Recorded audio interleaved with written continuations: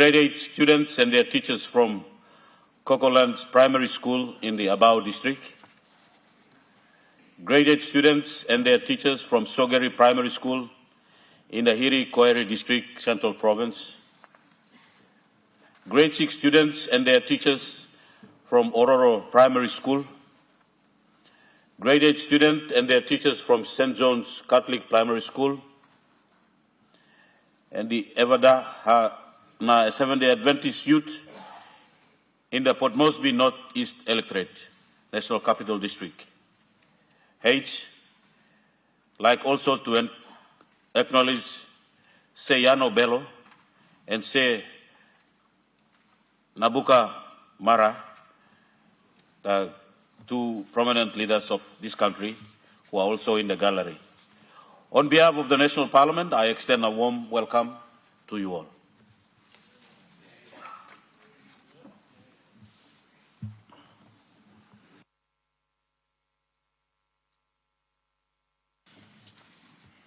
Leader of Government Business.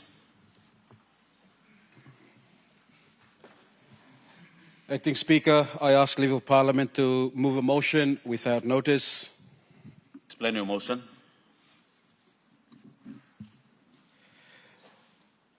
Acting Speaker, I move that so much of the standing orders be suspended as would prevent the Minister for Bougainville Affairs. Honourable Leader of Government Business, you seek leave of the sick leave. Sick leave. Yeah.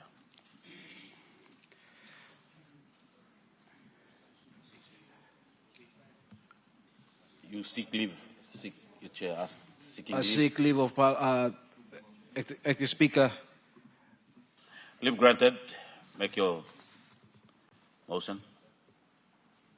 Mr. Acting Speaker, I move that so much of standing orders be suspended as would prevent the Minister for Bougainville Affairs presenting the following documents. A, the return of writs containing the results of the referendum on Bougainville, and B, the joint consultation report in the Melanesian framework. The question is that the motion be agreed to. Those in favour say aye. Aye. Those against say no.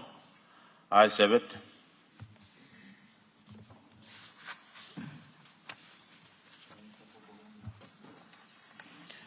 Minister Bougainville Affairs.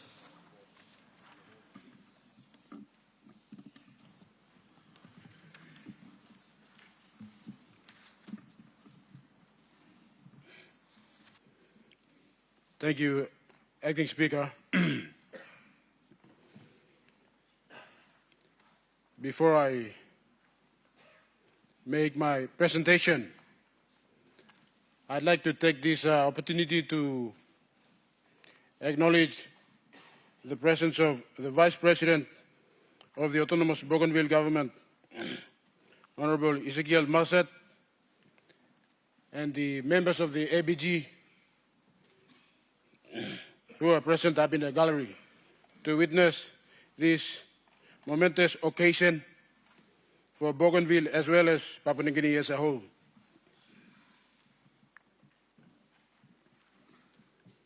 I'd like to take this opportunity and place on record my big appreciation and recognition to our good Prime Minister, Honorable James Marape, and ABG President, Honorable Honorable Ismail Torowama,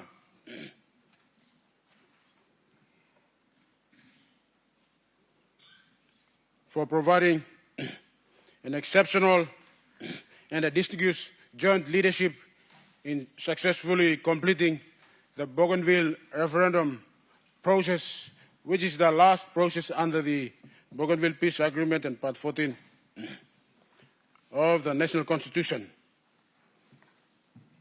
I now will formally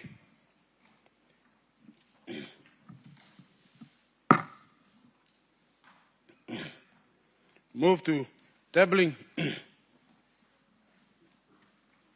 of the following three documents. Mr. Speaker, pursuant to Section 342, subsection 2 of the National Constitution, I lay on the table the following documents. 1, the return of the writ containing the results of the referendum on Bougainville. And 2, the joint consultation report and the Melanesian framework.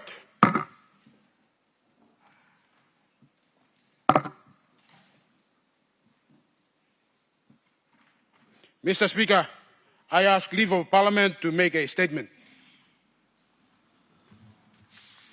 Is leave granted? Leave granted, Minister.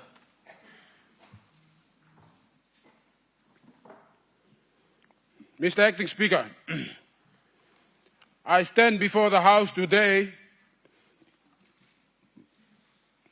mindful of the historic significance of this moment to table the results of the 2019 Bougainville referendum, together with the joint consultation report which records the consultations undertaken between the national government and the autonomous Bougainville government over the past 6 years pursuant to Section 342 of the National Constitution.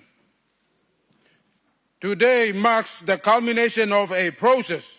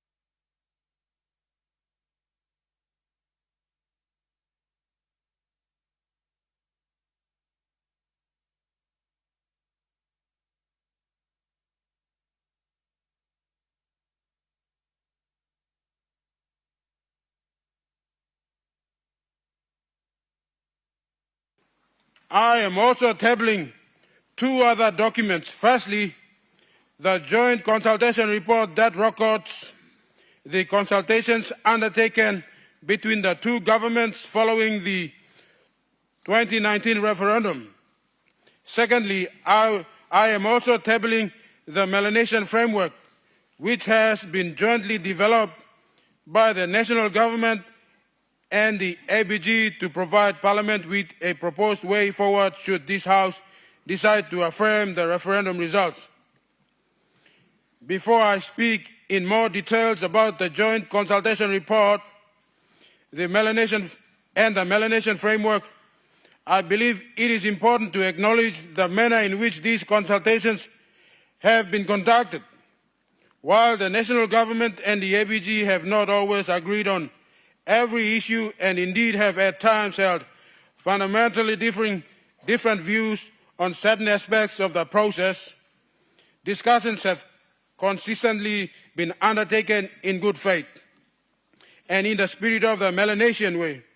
Throughout this process, both governments have been afforded the opportunity to express their views openly, to respectfully disagree where necessary, and to seek common ground through dialogue, consensus, and mutual respect.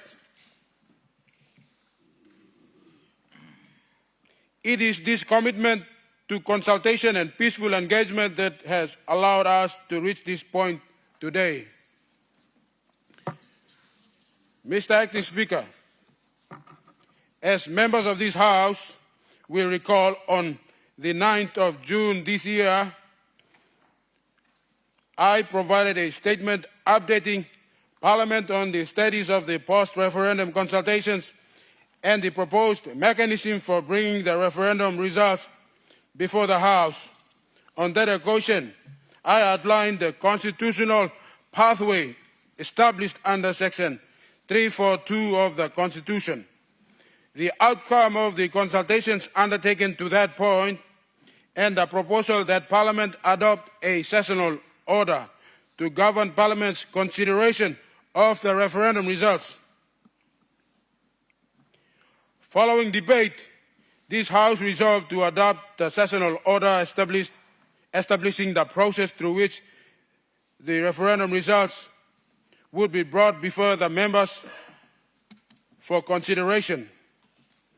The sessional order further provides for debate on these matters and ultimately for this House to determine whether to accept the Bougainville referendum results through a substantive motion requiring the prescribed parliamentary three-quarters majority.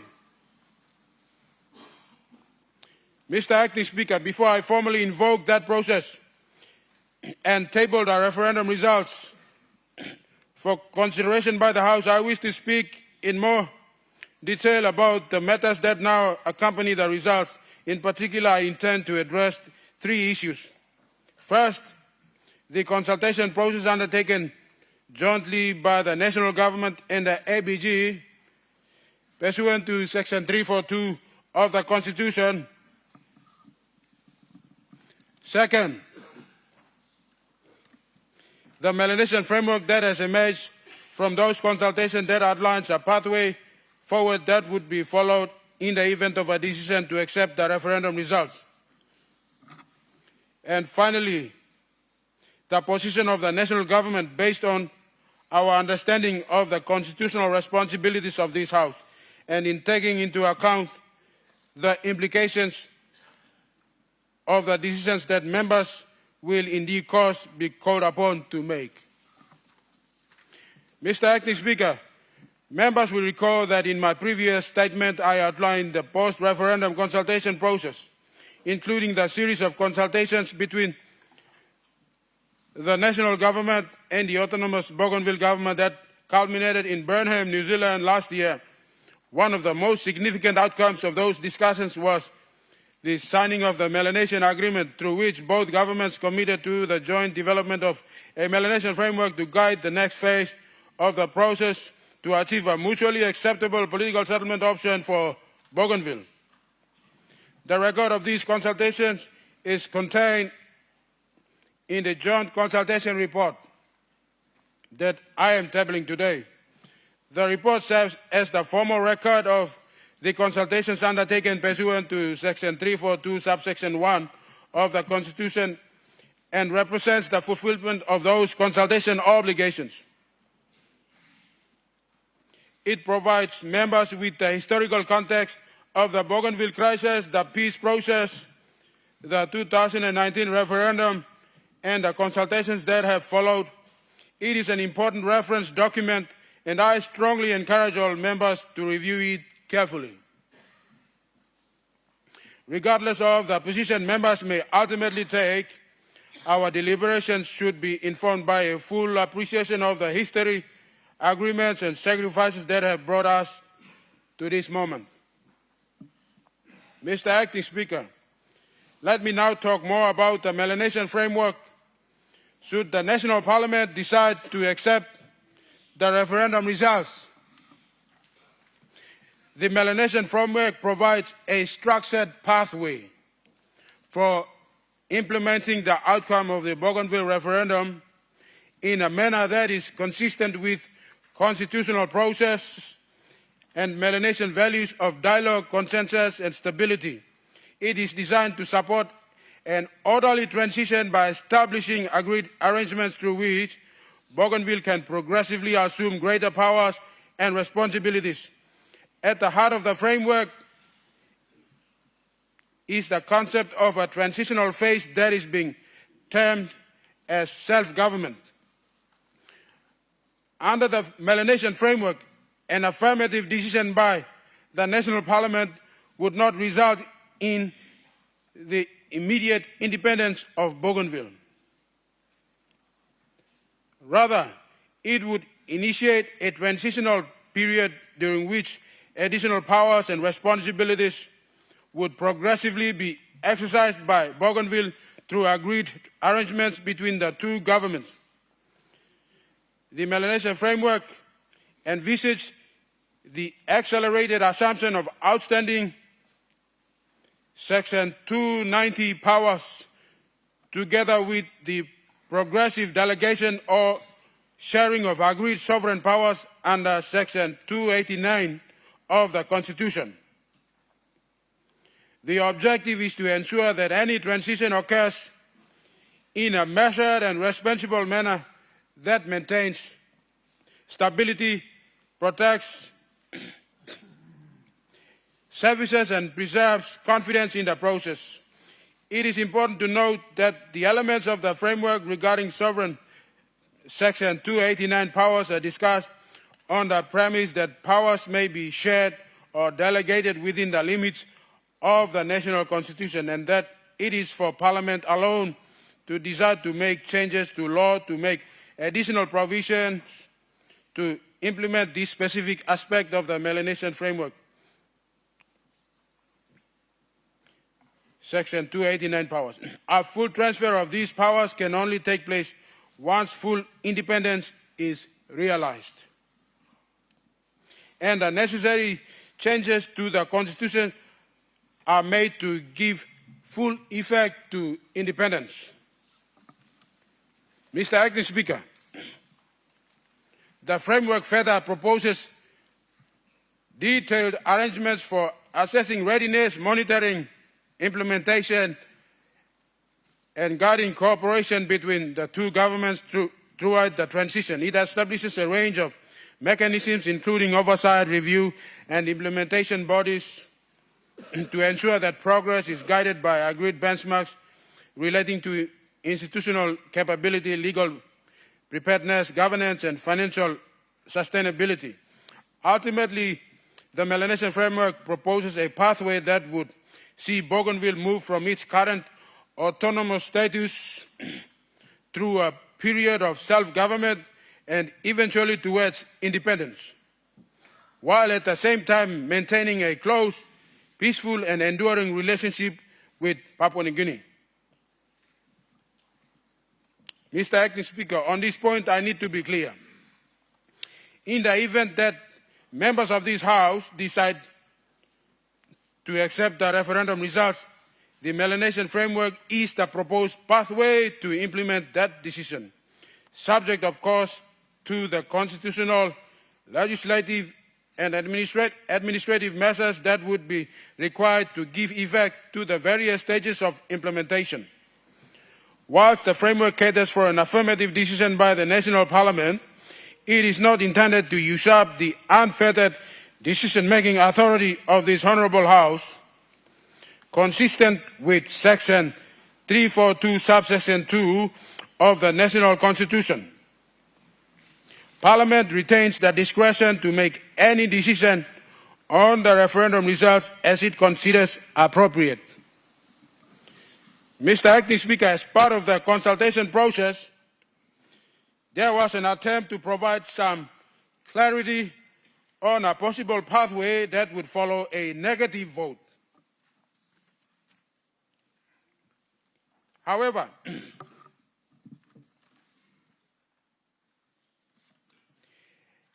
as you will note in the joint consultation report, the national government and the autonomous Bougainville government were unable to reach consensus on a possible pathway in the event that the National Parliament does not accept the referendum results. As Parliament may make any decision on the referendum results, as Minister, I have an obligation to provide members of this House with a full account of the discussions that transpired between the national government and the autonomous Bougainville government on the implications of and potential pathway following a decision not to accept the referendum results. This is set out in Part 5 of the Joint Consultation Report. Should the National Parliament ultimately determine not to accept the referendum results, the national government believes that a constructive pathway forward consistent with the objectives and principles of the Bougainville Peace Agreement remains feasible. The first element of the pathway would be the completion of the drawdown and effective exercise of all remaining autonomous powers available to Bougainville under Part 14 of the National Constitution, recognizing that the full implementation of autonomy remains a central pillar of the Bougainville Peace Agreement. The second element would be continued support for strengthening Bougainville's institutions, governance systems, and administrative capacity, recognizing that strong institutions, accountable government, and effective public administration are essential both to autonomy and to any future political arrangements that may emerge. Mr. Acting Speaker, the third element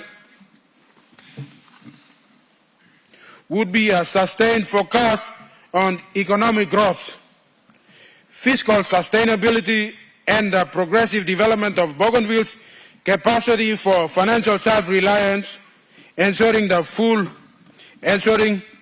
future political aspirations are supported by strong economic foundations and improved well-being for the people of Bougainville.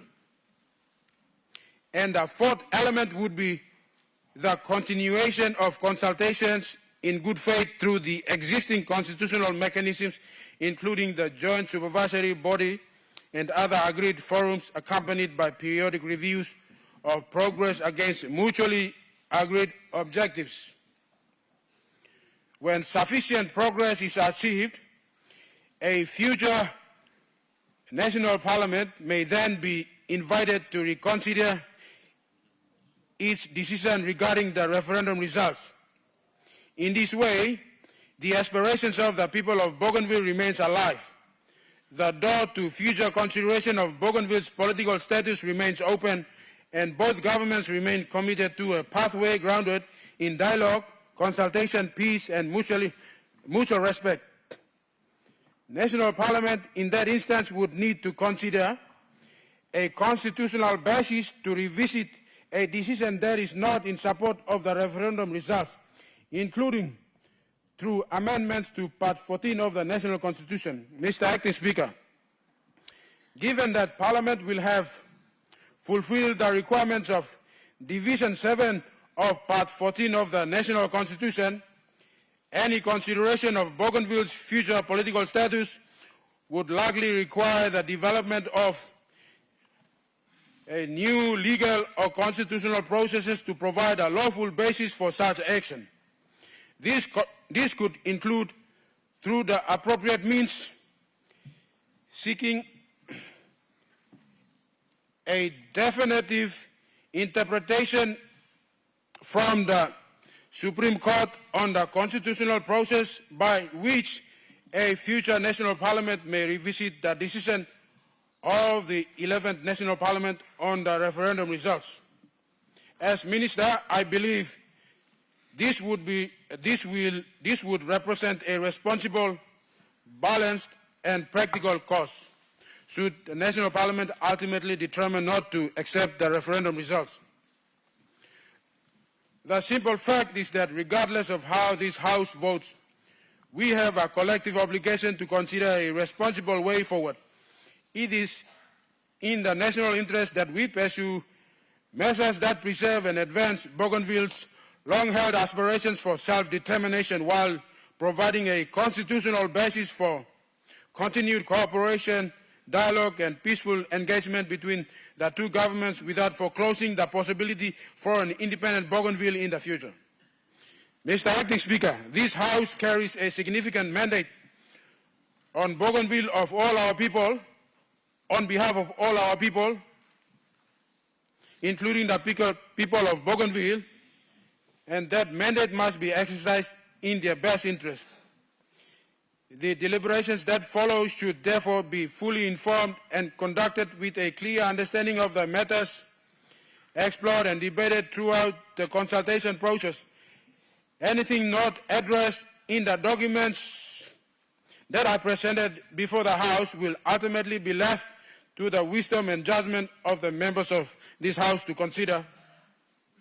The decision that will eventually be made by this House and the manner in which we conduct ourselves in the weeks ahead will be recorded as part of our nation's history.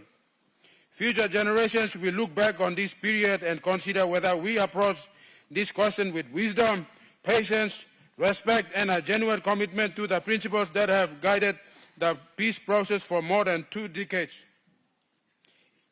It is for that reason that every member of this House carries a profound responsibility to give this matter the attention, consideration, and reflection that it deserves. The decision before us is not an ordinary political question.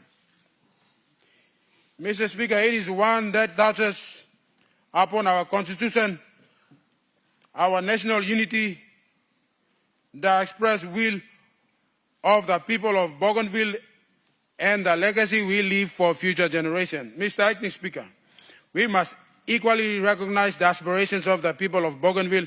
Those aspirations have been expressed consistently over many years and decades and were most clearly demonstrated through the referendum conducted in 2019. Regardless of the views that members of this House may hold at this point of time, there can be no doubt that those aspirations are genuine, deeply held, and deserving of our respect. And we should not lose sight of the shared history that binds the people of Bougainville and the people of Papua New Guinea. Our histories have been intertwined through struggle, nation-building, cooperation, and reconciliation. It is our collective responsibility to ensure that whatever path is chosen preserves the peace and goodwill that have been so carefully built. Mr. Speaker, today Parliament is called upon to fulfill the responsibility entrusted to it by the Bougainville Peace Agreement and our national constitution. We do so not as representatives of one region or one constituency alone, but as custodians of the national interest and guardians of a peace that has been more than 2 decades in the making. The decision that will ultimately be taken by this House must therefore be guided by wisdom, informed by history, grounded in law, and reflective of our shared desire to secure a peaceful and prosperous future for all our people. Mr. Speaker, this singular decision of the 11th National Parliament will be the true test of the strength and endurance of our democracy, national constitution, and a united nation state of Papua New Guinea. Mr. Acting Speaker, it is in that spirit, Mr. Speaker, that I now table the return of the writ confirming the referendum results in accordance with the sessional order approved by the Parliament on 9 June 2026. I also tabled the joint consultation report and the melanation framework to inform and assist the members in their deliberation. Mr. Speaker, I now commend this statement to the House. Thank you.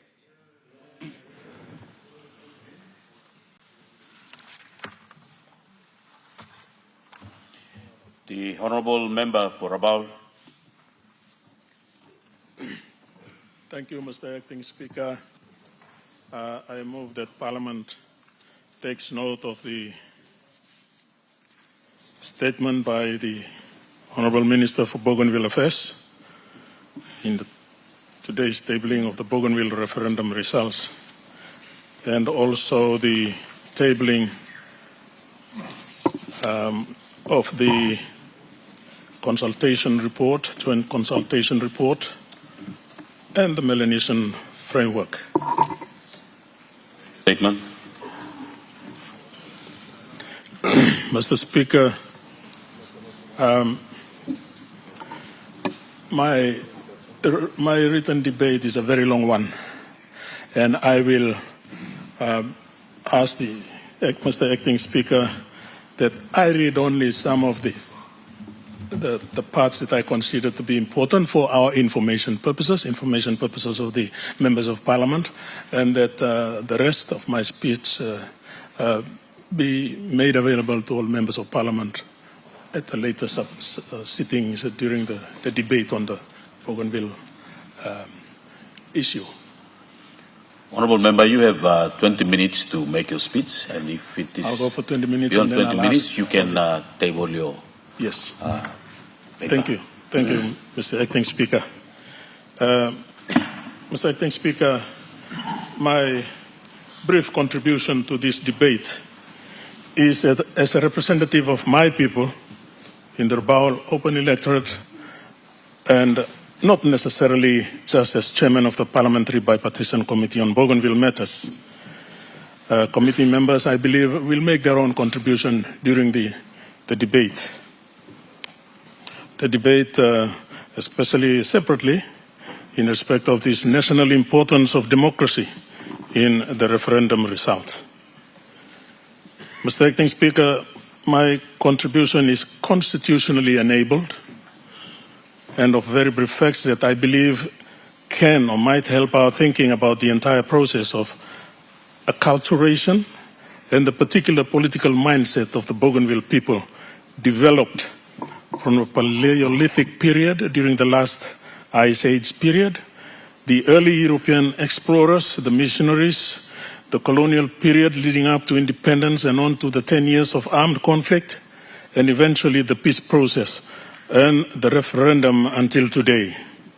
This human history and facts among the Bougainvilleans were the basis of their reasonings, giving rise to, and I quote, the real seed, unquote, of discontentment in the minds of Bougainvilleans.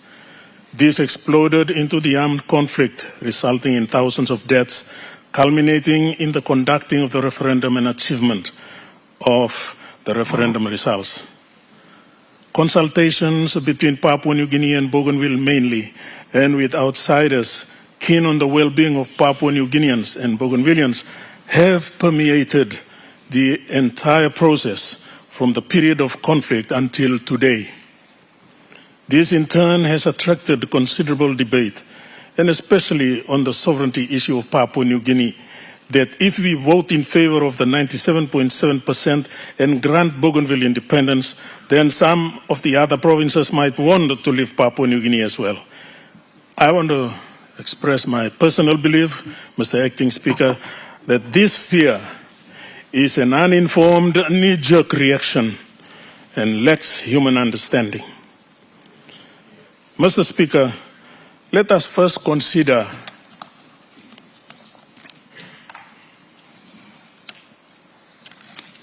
the recent constitutional amendments.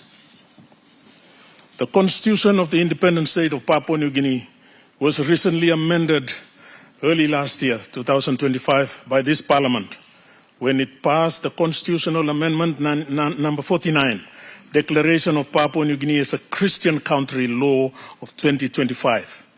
This constitutional amendment law was certified and commenced operation on the 17th day of March 2025. The preamble, Section 1 and Section 3 of the Constitution were amended. The preamble's relevant introduction now reads, and I quote, "We, the people of Papua New Guinea, united in one nation, acknowledge and declare God the Father, Jesus Christ the Son, and the Holy Spirit as our creator and the sustainer of the entire universe and the source of our powers and authorities, delegated to the people and all persons within the geographical jurisdiction of Papua New Guinea," unquote. This is our constitutional acknowledgement and declaration of the triune God as our creator and sustainer of the entire universe, and that the triune God is the source of our powers and authorities in Papua New Guinea. The declaratory provision of the fifth national goal, that's Papua New Guinean Ways, now reads, and I quote, "We declare our fifth goal to achieve development primarily through the use of Papua New Guinean forms of Christian principles, social, political, and economic organizations, unquote. We have constitutionally declared that achieving any development must be primarily through the use of Christian principles, social, political, and economic organizations, summed up in the fruit of the Spirit.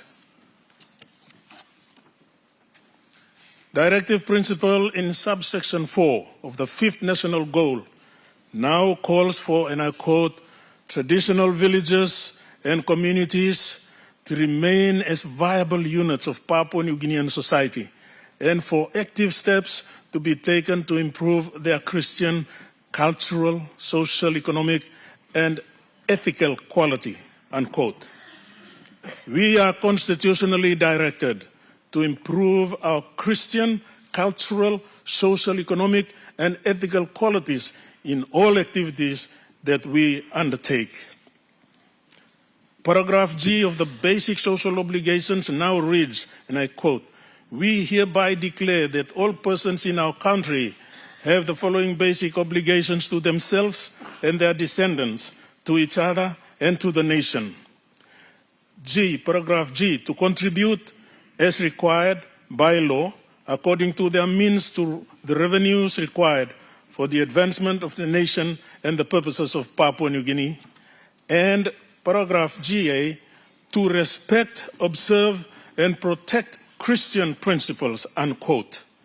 We are constitutionally, socially obligated to respect, observe, and protect Christian principles in making decisions that would affect this nation, Papua New Guinea. Section 1, subsection 1 of the Constitution now reads, quote, "Papua New Guinea is a sovereign, independent, and Christian state by the name of the independent state of Papua New Guinea," unquote. Papua New Guinea must always live up to the name, quote, "Christian state," unquote. Section 3 of the Constitution provides for our national symbols. Subsection 1 of that section 3 now reads, and I quote, "Acts of the Parliament may make provision for and in respect of a national flag, and paragraph AA, the Holy Bible, and paragraph B, a national emblem, and paragraph C, a national motto, and paragraph D, a national seal, and paragraph E, a national anthem," unquote.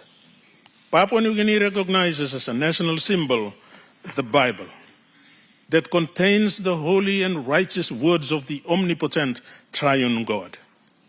Subsection 2 of section 3 on national symbols of the Constitution now reads, "Until such time as other provision is made in accordance with subsection 1, the Holy Bible, the national flag, national emblem, and national seal are those that were in use immediately before Independence Day," unquote.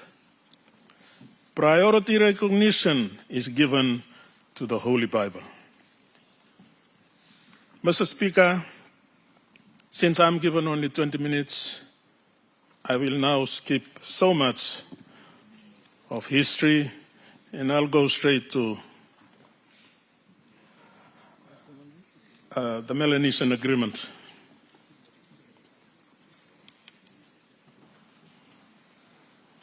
I've got a lot to contribute about the consultations that took place, but I'll skip that. I believe the Honorable Minister has said much enough on that one.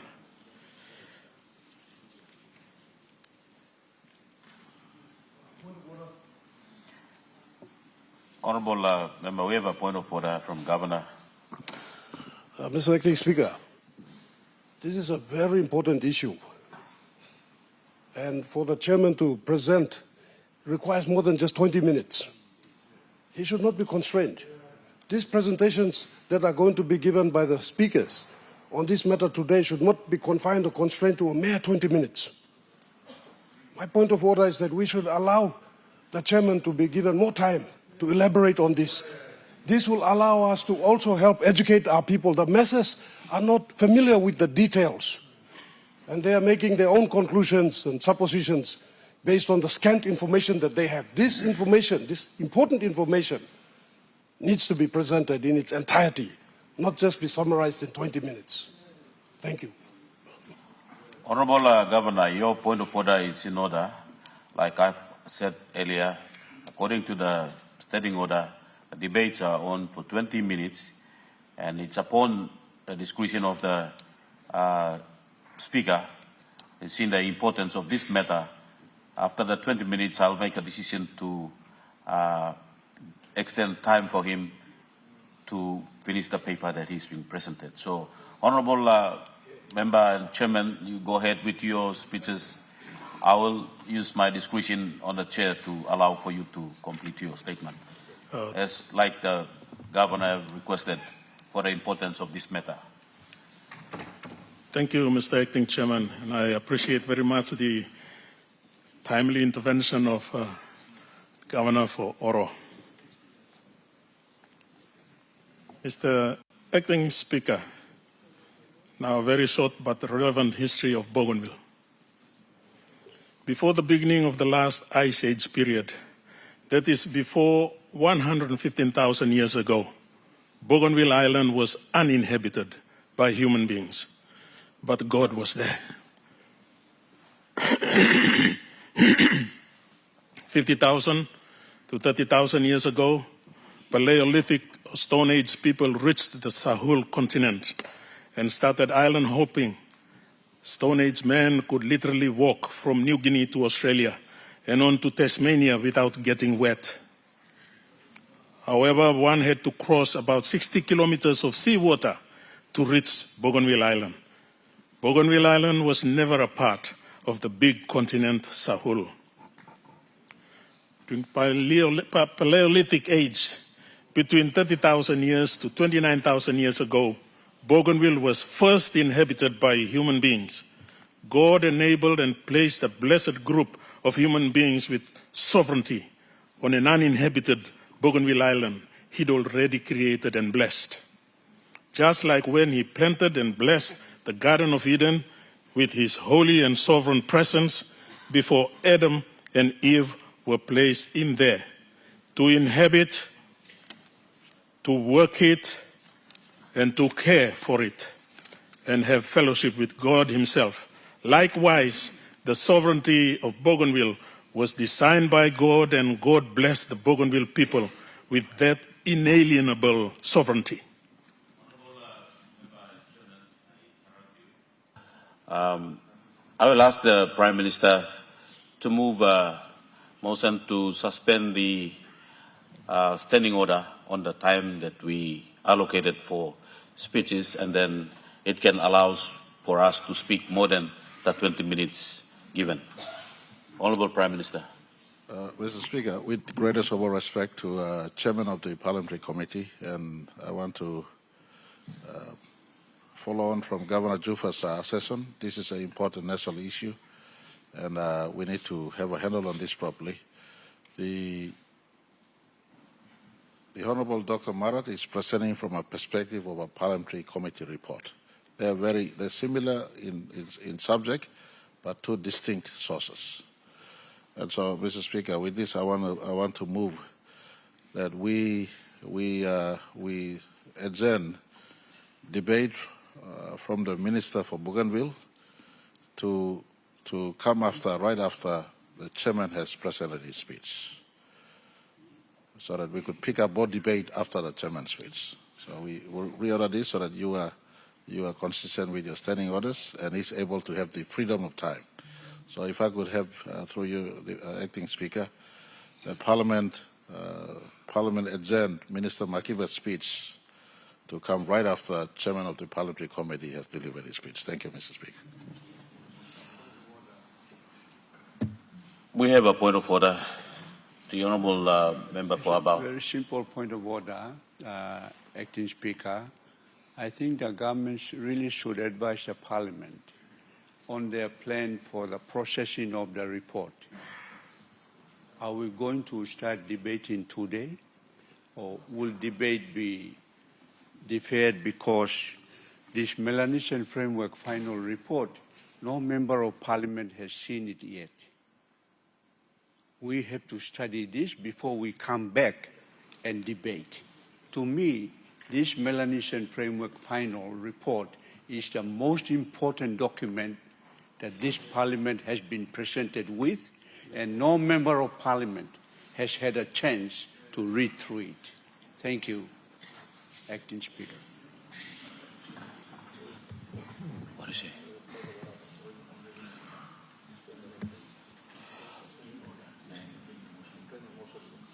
The Honourable Member for Abao, your point of order is in order. As we have now, government have taken that into consideration, and that is the reason why the Prime Minister stood to move a motion that we adjourn after the debate of the statement made by the Minister for Bougainville Affairs, and now the Prime Minister would like us to adjourn after that speech, and we move to recall for the debate to resume. So I'll allow that for the Prime Minister. Honourable members, in regard to the motion raised by the Prime Minister, I ask that the motion be agreed to. Those in favour say aye. Aye. And those against say no. Ayes have it. Honourable Member and the Chairman of the Bougainville Affairs, you can continue your speech in full speeches. I'll allow you to make your full speeches. There's no time limited to your speech. Thank you. Thank you, Mr. Acting Speaker. Thank you, Prime Minister. Thank you. Honourable Member, I interrupt you again. In response to the point of order made by the member for Abao for the importance of the paper presented, there is members and leaders who will make statement in support to the Minister's statement today, and that will be given chances to all members. Parliament will adjourn for all members to have that consumption of what is in the paper, and the debate will continue in another time. So we now allow, as the motion raised by the Prime Minister, will allow for the Chairman to make his speech. Chairman. Thank you, Acting Speaker. Thank you, Sir Pukatemo.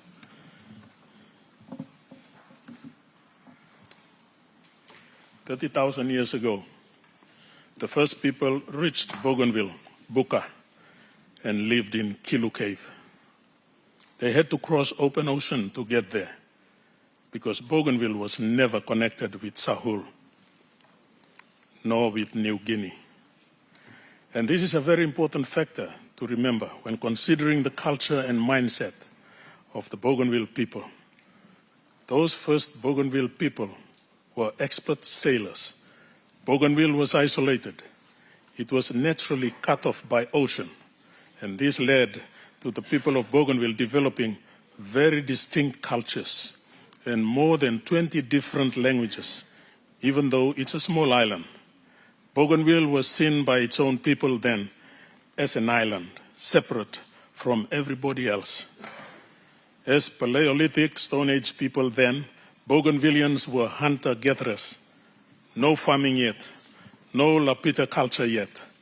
They made and used stone tools, fire, and made clothes from animal skins. They were early Papuan-speaking peoples, the ancestors of many Bougainvillians today. Archaeological evidence confirms this.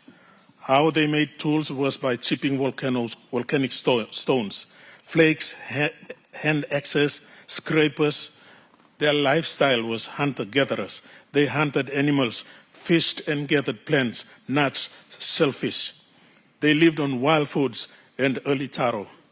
They did not plant crops or keep animals, yet these ancient Bougainvillians were, as I've said earlier, expert seafarers and were some of the first humans to cross open sea. This was the Paleolithic period, and Bougainville culture started developing then.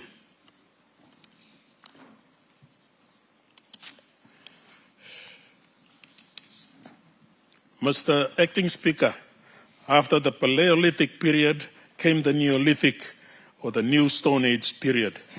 During the Neolithic period, some 11,700 years ago, the ice melted, sea levels rose, flooded the Torres Strait and cut New Guinea off from Australia.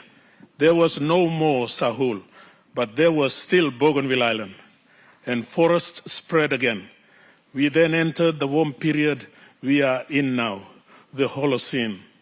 That warming allowed farming to start some 10,000 years ago. Some 3,300 years ago, the Lapita people arrived in Bougainville with pottery and new crops. The Bougainville people started farming and making pottery and metal, the Lapita culture on Bougainville. The Bougainville culture further strengthened and continued developing. Mr. Acting Speaker, the early explorers further improved the cultural thinking of the Bougainville people. With their divine sovereign supreme power, the Bougainville people never gave away such power to any other group of people, such as the early explorers, to rule over them. The Bougainville people remained a divine, sovereignly supreme people. Some early explorers only saw Bougainville and sailed past. Some landed and encountered violence from the Bougainville people. There were Spaniards, Dutchmen, Germans in the New Guinea region, British explorers from the Roman Empire, and French explorer Louis Antoine de Bougainville, who circumnavigated the whole area from Tahiti to New Guinea. De Bougainville passed along the north coast of Bougainville, charting it properly, noting the mountains and deep bays, and realized it was a huge separate island, the island of Bougainville. He named after himself accordingly. De Bougainville, the French explorer, never landed on Bougainville because the Bougainvillians were hostile, protecting their territory, their land, their sovereignty. In his writing about the Bougainville land itself in June 1768, de Bougainville wrote, and I quote, "We saw a very high land, appearing like a chain of mountains, covered with trees right down to the sea. The valleys between them seemed fertile and well watered. It is a magnificent country, and I have no doubt it contains gold," unquote. What a prophecy. De Bougainville's maps of Bougainville and the atolls were the first accurate ones. Another Frenchman, Jean-François de Surville, in the year 1769, landed briefly on Bougainville and had violent clashes with the locals. This is evidence of Bougainvillians protecting their divinely supreme sovereignty before the Germans and British imposed theirs on them. The Bougainville people were, in a sense, politically minded then, as they so expressed in violence against the early explorers. In the 1800s, the Australian whalers and sandalwood trading ships from Britain and America started stopping for water, food, and/or wood. They were not explorers, but were the first sustained contact, brief and was often violent due to misunderstandings. Bougainvillians were becoming culturally enlightened and very steadily politically minded. Mr. Acting Speaker, the missionaries arrived in Bougainville around the same time as the early explorers.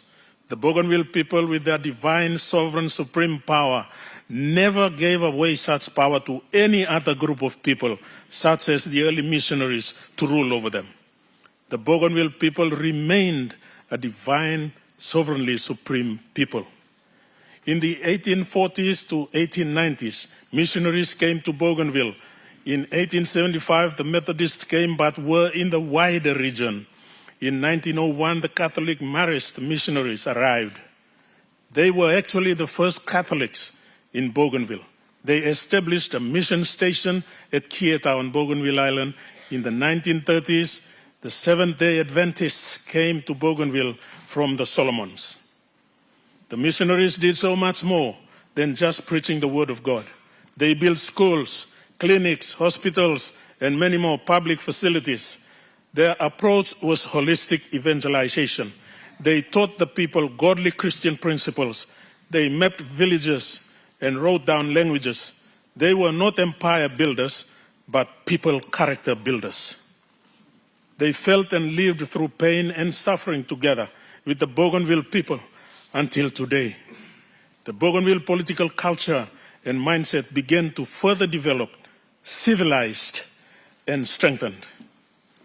Mr. Acting Speaker, before we begin to briefly consider the impact of the colonists and sovereignty on the Bougainville people, let us remind ourselves again that before these colonists and their sovereignty arrived in Papua New Guinea and Bougainville, there was already God, sovereignty, and creation in Bougainville.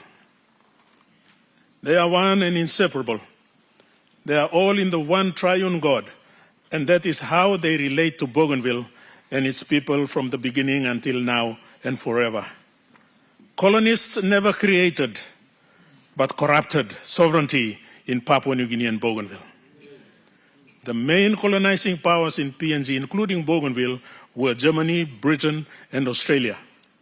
The God-created physical country of Papua New Guinea, including Bougainville, and who affixed worldly sovereignty to and, quote, owned, unquote, it, was decided by European, British, and German imperial powers, drawing lines on maps in 1884 to 1885 in Berlin, Germany, then confirmed by Australia in 1949 and the United Nations in 1975.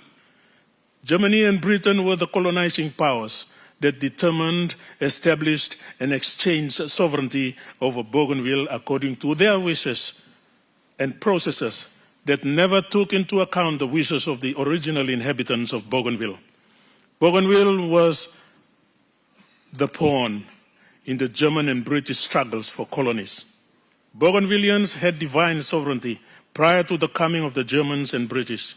The Germans and British came with their own notion of sovereignty and stole the God-given sovereignty of Bougainville, including its people, laid claim to it, and subsequently played a chess game with that God-given sovereignty of Bougainville and its people. Germany and Britain toyed around with Bougainville and Western Samoa in 1885 and 1886. They drew the territorial boundaries then without consulting the Bougainvilleans.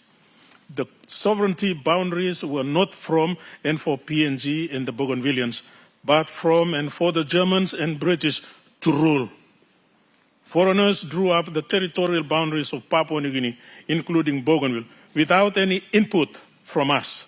In 1920, 1921, the League of Nations gave Australia a mandate to administer the former German territory, called the Territory of New Guinea, including Bougainville, searched for PNG's sovereignty then.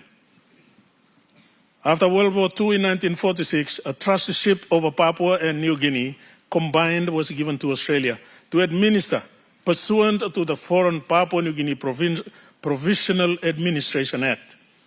3 years later, in 1949, Australia began officially administering the Union of Papua and New Guinea, including Bougainville.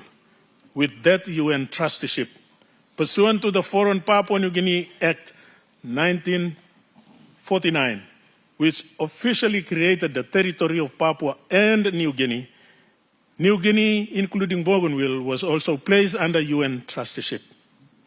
The creation of the UN trusteeship was just another effort to control the messy sovereignty over Papua New Guinea, including Bougainville, they, the colonizers themselves, had caused.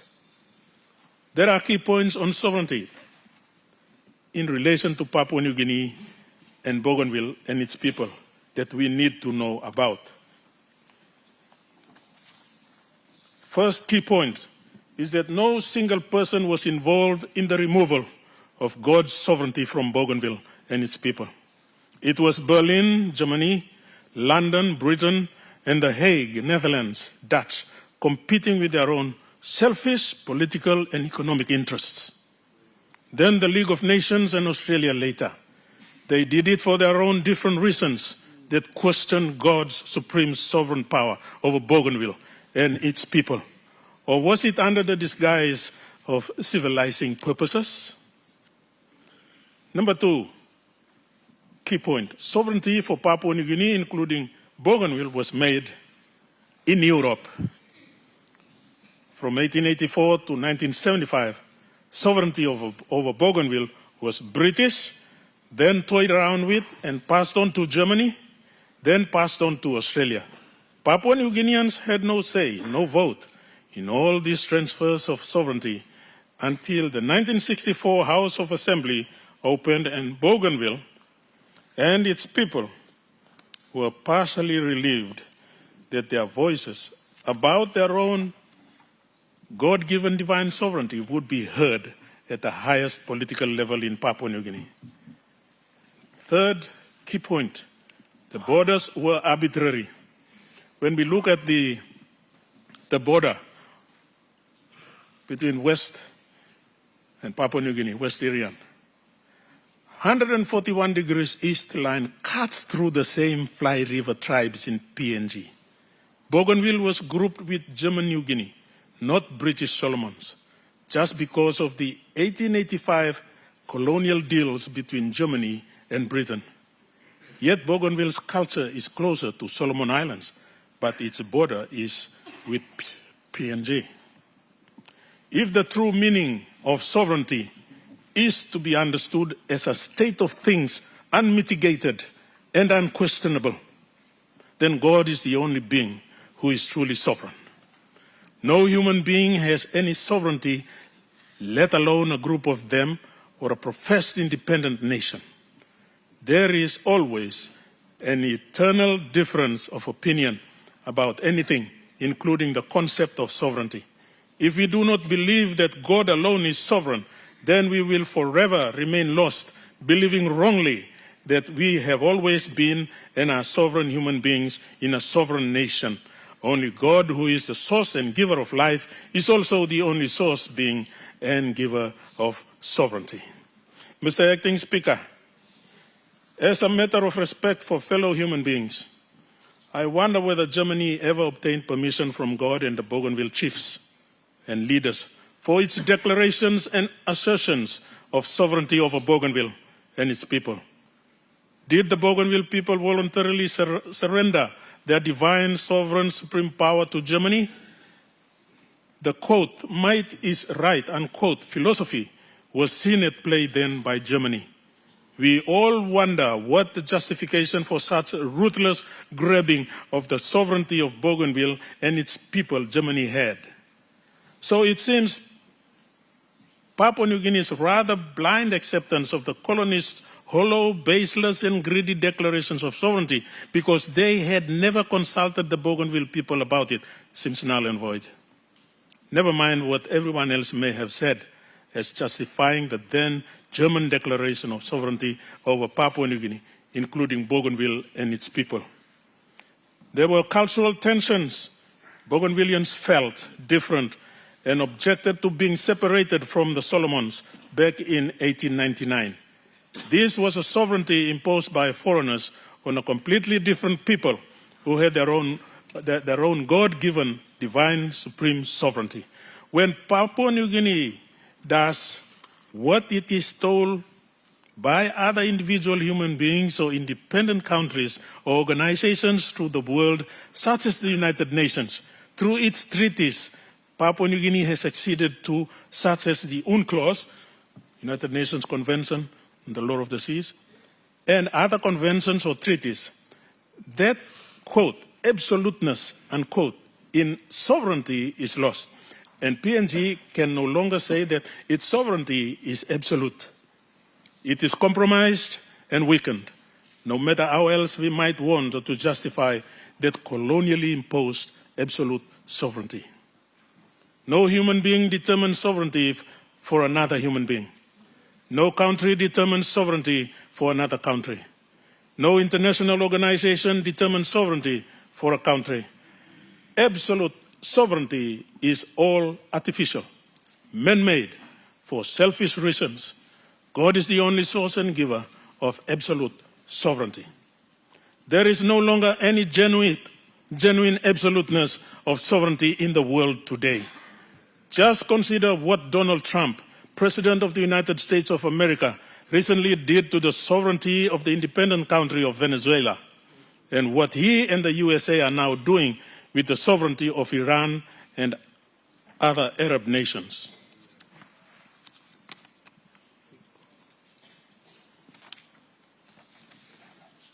We are now living in a troubled world because, among other things, sovereignty has never been and is no longer absolute and therefore respected.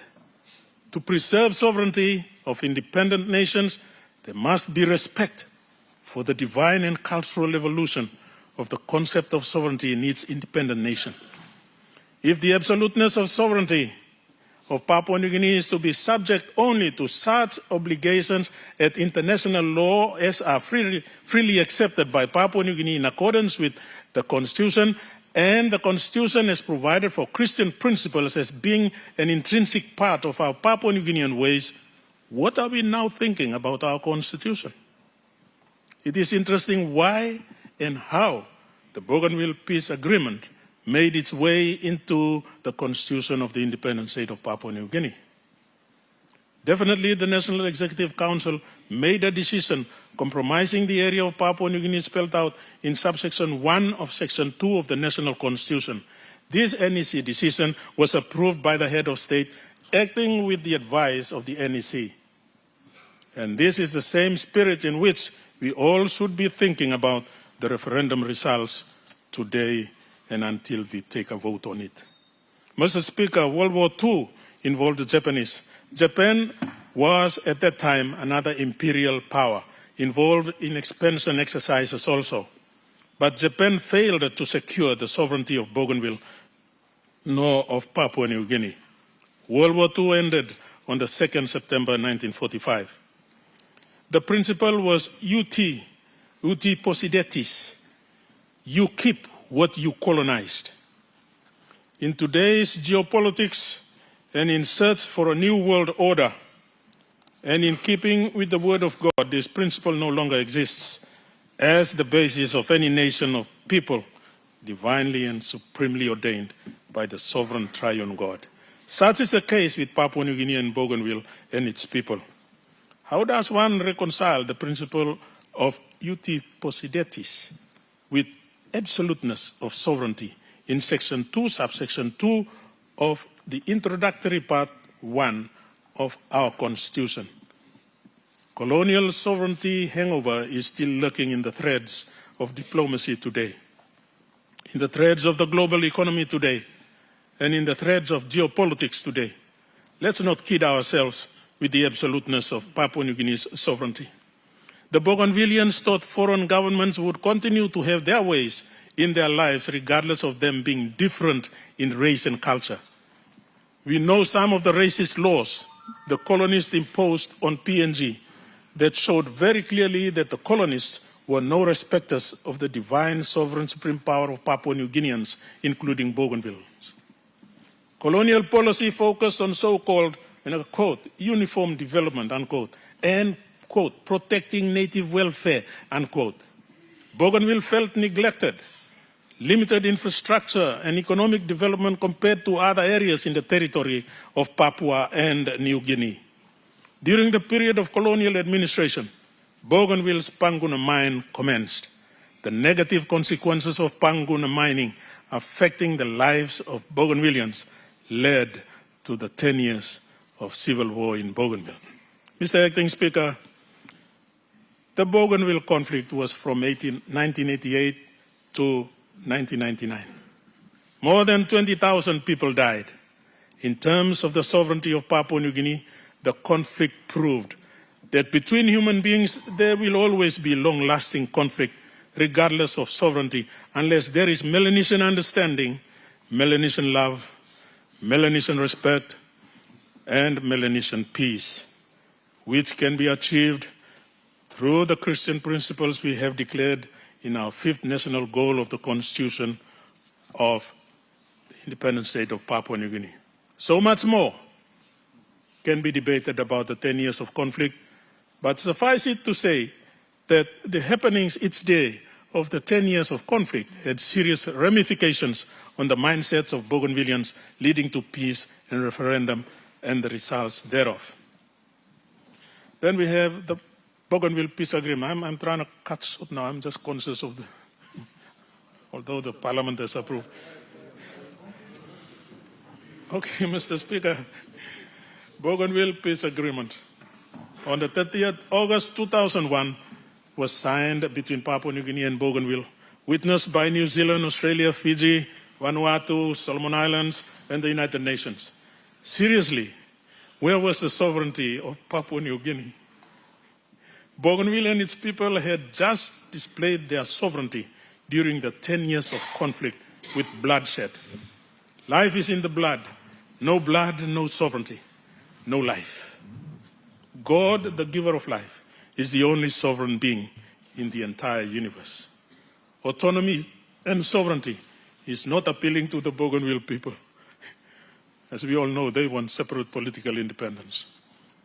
Mr. Acting Speaker, all that was agreed to in the Bougainville Peace Agreement have, through consultations, found their way into Part 14 of the Constitution of Papua New Guinea. Part 14 of the Constitution focuses on Bougainville, on the Bougainville government and Bougainville referendum. It is the last part of the Constitution of the independent state of Papua New Guinea before the schedules to the Constitution. Under this Part 14, there are 9 divisions with a total of about 73 sections. All 73 sections and their subsections ought to be well understood if we are to do justice to the referendum results. According to Section 276, the first of the 73 sections of Part 14 of the Constitution of the Independent State of Papua New Guinea. Part 14 applies only to Bougainville and is not available to any other province of Papua New Guinea contemplating any secession moves. Any argument of fear that if we vote in support of the 97.7% of Bougainvilleans who voted independence, we would be encouraging other provinces of Papua New Guinea to also begin political moves to break away from the rest of Papua New Guinea. The political leadership, I want to stress this and I believe it, the political leadership of Papua New Guinea today is too mature for this kind of fear and will not allow any slight indication of political moves from other provinces to break away from the rest of Papua New Guinea. Division 7 of Part 14 of the Constitution deals with the Bougainville referendum, sections 338 to section 343. 6 sections are on the Bougainville referendum. Section 338, subsection 1, makes it mandatory for a referendum on the future political status of Bougainville to be held. Polling in the 2019 Bougainville independence referendum began on the 23rd November 2019 and ended after 2 weeks on the 7th December 2019. An earlier date of 12th October 2019 was set, but it was deferred by 6 weeks to 23rd November to allow more time for enrollment. The return of writ for a referendum on Bougainville, result conveyed to the Governor General, was on the 11th December 2019. Section 338, subsection 2, made it mandatory for the date of referendum to be held not earlier than 10 years and not more than 15 years after the election of the first Bougainville government. The first election or polling for the autonomous Bougainville government was held from 20th of May to 9th of June 2005. The first ABG was inaugurated on the 15th of June 2005 with the late Joseph Kabui elected as first president of the ABG and 39 members of the Bougainville House of Representatives. The timing window for the referendum was opened with the inauguration of the first ABG on the 15th of June 2005. The date for the referendum could not be set until, quote, not earlier than 10 years after the election of the first Bougainville government, unquote. So the earliest date for the referendum was 15th of June 2015, and it had to be, quote, not more than 15 years after the inauguration of the first ABG, meaning latest date to conduct a referendum was the 15th of June 2020. That is why the referendum was held in 2019. 10 years after the inauguration of the first ABG was 15th of June 2015, and 15 years after the inauguration of the first ABG was 15th of June 2020. The dates for conducting the referendum and return of writ of the referendum complied with Section 338, subsection 2 of the Constitution of the Independent State of Papua New Guinea. But all of the above paragraph explanation, that is, Section 338, subsection 2, was subject to a final caveat in Section 338, subsection 7, which says, and I quote, the referendum shall not be held where the Bougainville government decides, in accordance with the Bougainville Constitution, after consultation with the national government, that the referendum shall not be held, unquote. Section 270, subsection 1 of the Bougainville Constitution provides that, and I quote, a referendum on the future political status of Bougainville shall be held in accordance with this Constitution and an act of the Bougainville House of Representatives, unquote. Subsection 2 of Section 270 reads, quote, the referendum shall not be held where the Bougainville government decides, in accordance with this section, after consultation with the national government, that the referendum shall not be held, unquote. The Bougainville government did consult with the national government, but not in the way, quote, approving whether to hold it. The consultation was built into the process after the referendum was agreed to. Under the 2001 Bougainville Peace Agreement and PNG Constitution, the decision to hold the referendum was already mandated by law. The Bougainville Peace Agreement 2001 and Part 14 of the PNG Constitution provided for a deferred referendum on Bougainville's political future to be held 10 to 15 years after the first ABG election. Section 338 of the PNG Constitution provided for Bougainville to have a referendum, and Parliament unanimously amended the Constitution to allow it. So the national government and the ABG had already agreed through the Bougainville Peace Agreement and constitutional amendment that a referendum would happen. It wasn't something the ABG had to ask permission for separately each time. On consultation about the referendum process, the ABG and national government did work together to set it up. The Bougainville Referendum Commission ran the vote in November to December 2019, with both governments acknowledging it. The Honorable Prime Minister James Marape at the time said, and I quote, the conduct of the vote, the referendum, was excellent. I give full credit to the work of the Bougainville Referendum Commission, the autonomous Bougainville government, and the people of Bougainville, unquote. Consultation after the referendum vote was the key consultation required by law. The Bougainville Peace Agreement says the PNG government and the ABG will consult over the results of the referendum, and then the PNG Parliament would decide the final outcome. Section 342, subsection 1 makes it mandatory for the national government and the Bougainville government to consult over the results of the referendum.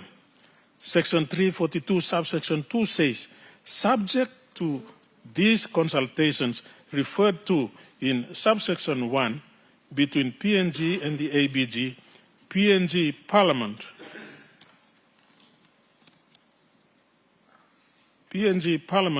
is required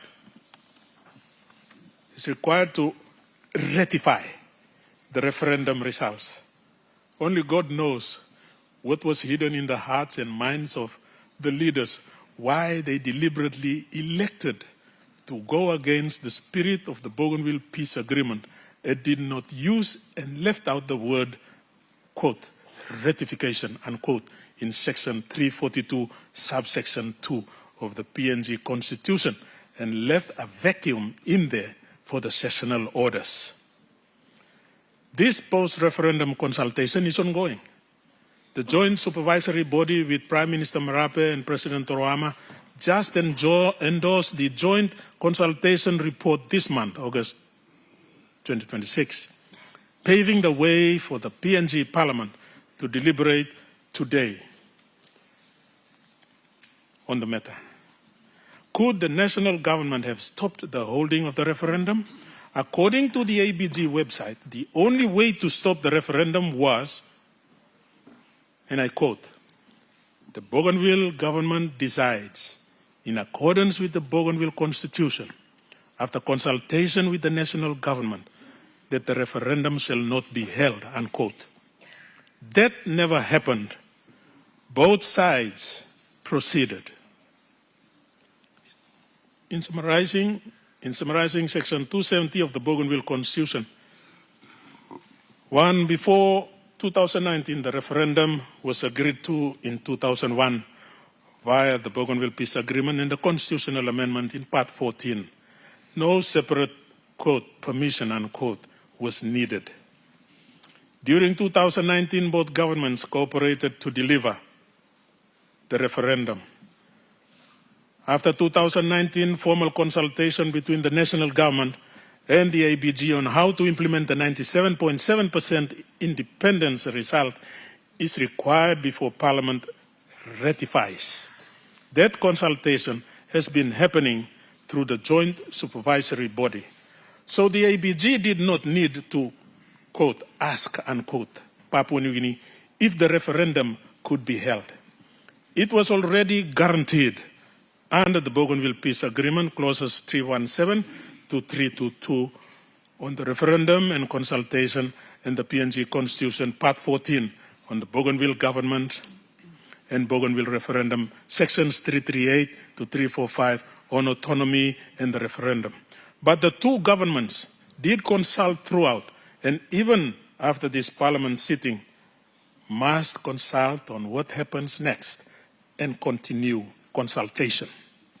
Section 271 of the Bougainville Constitution is on a decision not to hold a referendum. Subsection 1 of Section 271 provides that, and I quote, 1, the Bougainville government may decide that the referendum shall not be held only if A, the House of Representatives has passed a resolution to that effect supported by a vote of at least 2/3 of the total membership of the House, and B, the decision has been made after consultation with the national government. 2, subsection 2, a resolution under subsection 1, paragraph A must specify the reasons for the decision. So the key points the Bougainville Constitution says are, 1, the referendum must be held. The default is that a referendum shall be held. It's written into the Constitution as the mechanism for deciding Bougainville's future political status. 2, the referendum must be in law. The details, questions, voter roll, commission, etc. are to be sent out in an act of the Bougainville House of Representatives. That became the Bougainville Referendum Act of 2018. 3, the referendum can only be stopped by a 2/3 vote and consultation. A, the ABG cannot just cancel it. B, the Bougainville House of Representatives needs a 2/3 majority resolution with reasons stated. And C, that decision must be made after consultation with the national government. 4, consultation is mandatory. Both to hold a referendum and to stop the referendum, the ABG must consult PNG. This mirrors PNG Constitution, section 338, subsection 2 and subsection 7. In short, the Bougainville Constitution locks in the referendum as the guaranteed pathway. It didn't set the date itself. That was jointly done with PNG under Papua New Guinea Constitution, section 338, subsection 2. But it set the legal process the ABG had to follow and makes it very hard to stop without broad parliamentary support and Papua New Guinea agreement. Section 338, subsection 3 provides 2 conditions before agreeing on a date for the referendum to be held. Papua New Guinea and the ABG had to consider and agree that weapons had to be disposed of in accordance with the Bougainville Peace Agreement, and B, whether it had been determined that the Bougainville government, quote, has been and is being conducted in accordance with internationally accepted standards of good governance, unquote. That good governance question itself had to be determined in accordance with the review and the dispute resolution procedure. The weapons disposal check under Section 338, subsection 3, paragraph A, was concluded as Stage 2 completed, substantially complied, and Bougainville declared referendum ready, but with some weapons still held by communities. Some groups kept their own storage. 2 rebel groups, Demian Koikes Meekamui and Noa Musinku's Kingdom of Papala, set up their own gun storage facilities instead of handing to the armory. Weapons still in the community. Women leaders said in September 2019, and I quote, "The declaration on the weapons disposal was achieved, but the weapons are still there. The weapons are still with business people for security reasons and other people as well," unquote. Concern was raised. In 2018, there was concerns about slowness of disposing weapons and no specific database, and that Meekamui Ubistrek faction reportedly retains some weapons. The bottom line for Section 338, subsection 3, paragraph A is that the check concluded that, quote, substantial compliance, unquote, and Stage 2 were completed. That satisfied the Bougainville Peace Agreement and PNG Constitution enough for the joint supervisory body to set the referendum date. It was a political judgment of, quote, enough for peace, unquote, not, quote, zero weapons, unquote. The UN and PNG accepted it, so the referendum could proceed in November to December 2019. The good governance check under Section 3383B concluded that the ABG could go ahead with holding the referendum. They did not use the power to stop it. There was no 2/3 resolution to cancel. Under Bougainville Constitution, Section 271, the ABG could only stop the referendum if the Bougainville House of Representatives passed a resolution with at least a 2/3 majority after consulting PNG. That never happened. 2, they actively agreed the date with PNG through JSB, ABG, and the PNG government jointly. First, set the date as at 12 October 2019.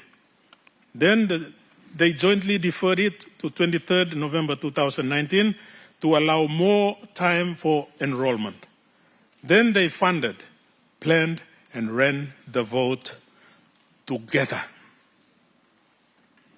The ABG then passed the Bougainville Referendum Act 2018 to set up the Bougainville Referendum Commission, voter roll, ballot questions, etc. The bottom line is that instead of deciding, quote, not to hold it, unquote, under Section 271 of the Bougainville Constitution, the ABG decided to proceed. The referendum was held from 23rd November to the 7th December 2019 and resulted in 97.7% voting for independence. So ABG chose to go ahead. Section 338, subsection 4 requires the Bougainville government to have been and being conducted in accordance with internationally accepted standards of good governance, according to the review and the dispute resolution procedure. According to both governments and the law, the ABG met the good governance test in Section 338, subsection 4, before the 2019 referendum was held.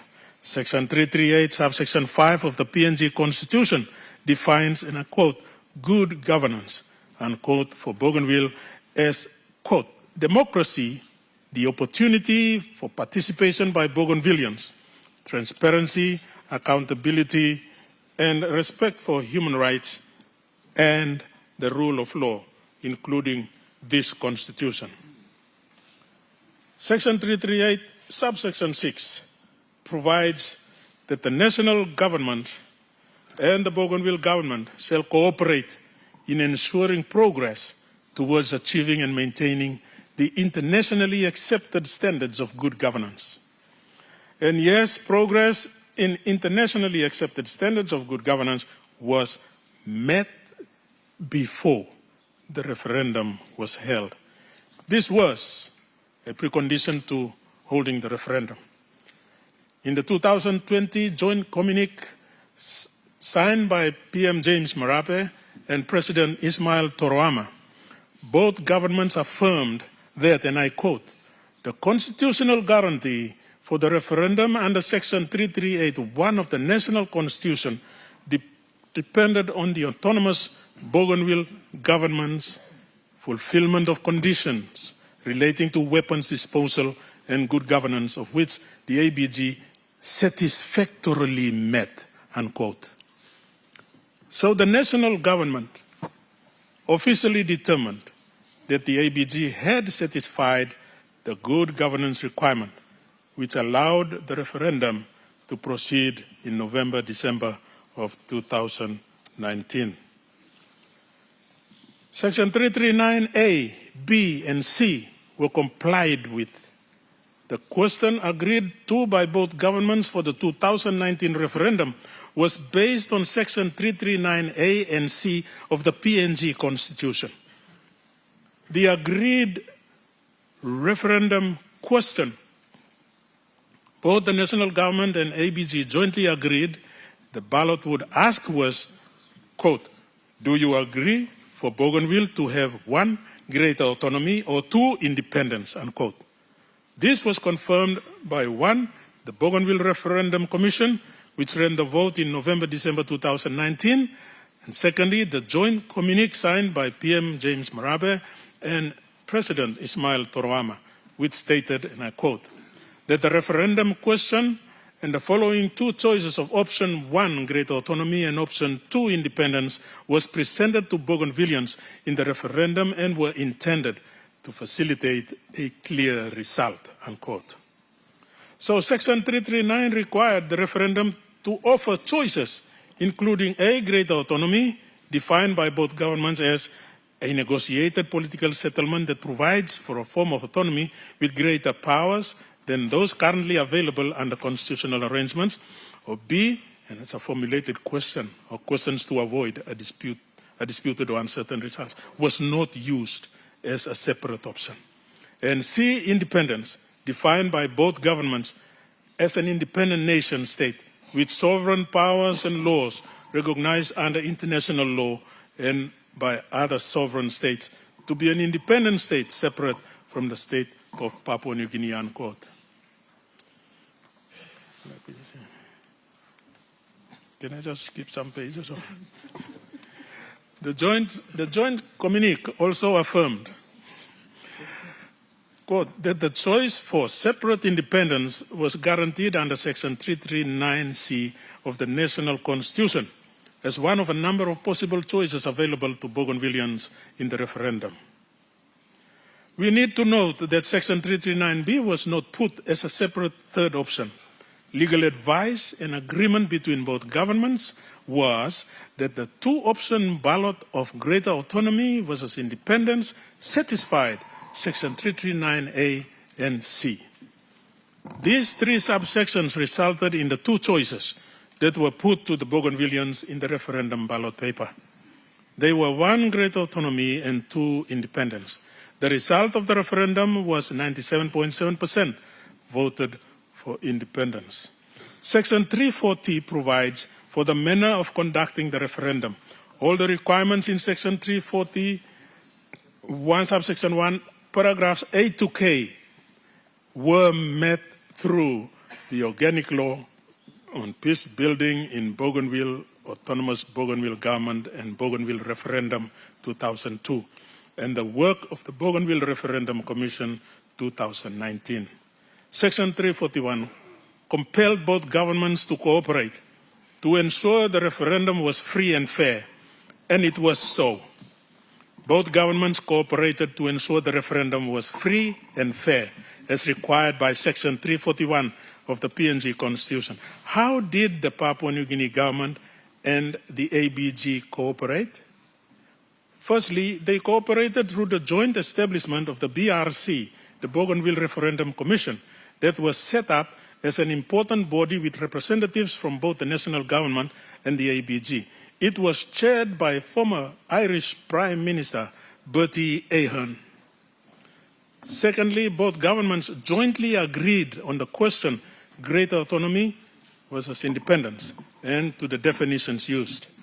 Thirdly, the vote on referendum was observed by international observers, including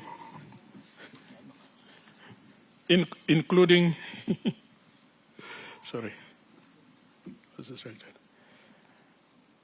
Including a Commonwealth observer group.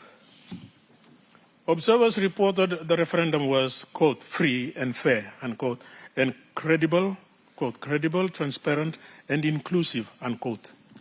The Bougainville Referendum Commission officially declared the referendum result petition-free on 24th of January 2020, meaning no appeals were received within 40 days against the conduct or result of the referendum.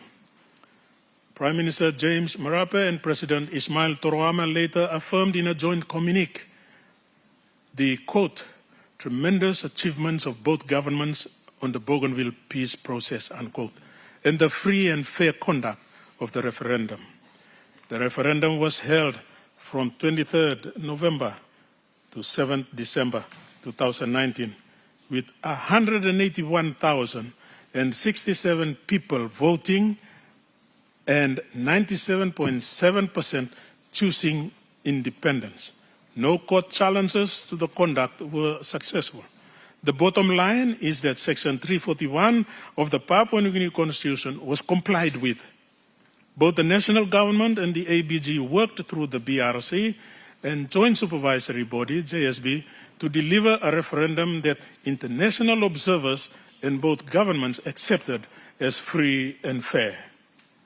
Section 342, subsection 1 of the Papua New Guinea Constitution mandates consultation over the results of the referendum between the national government and the ABG. And yes, they have consulted as constitutionally required and continue to consult.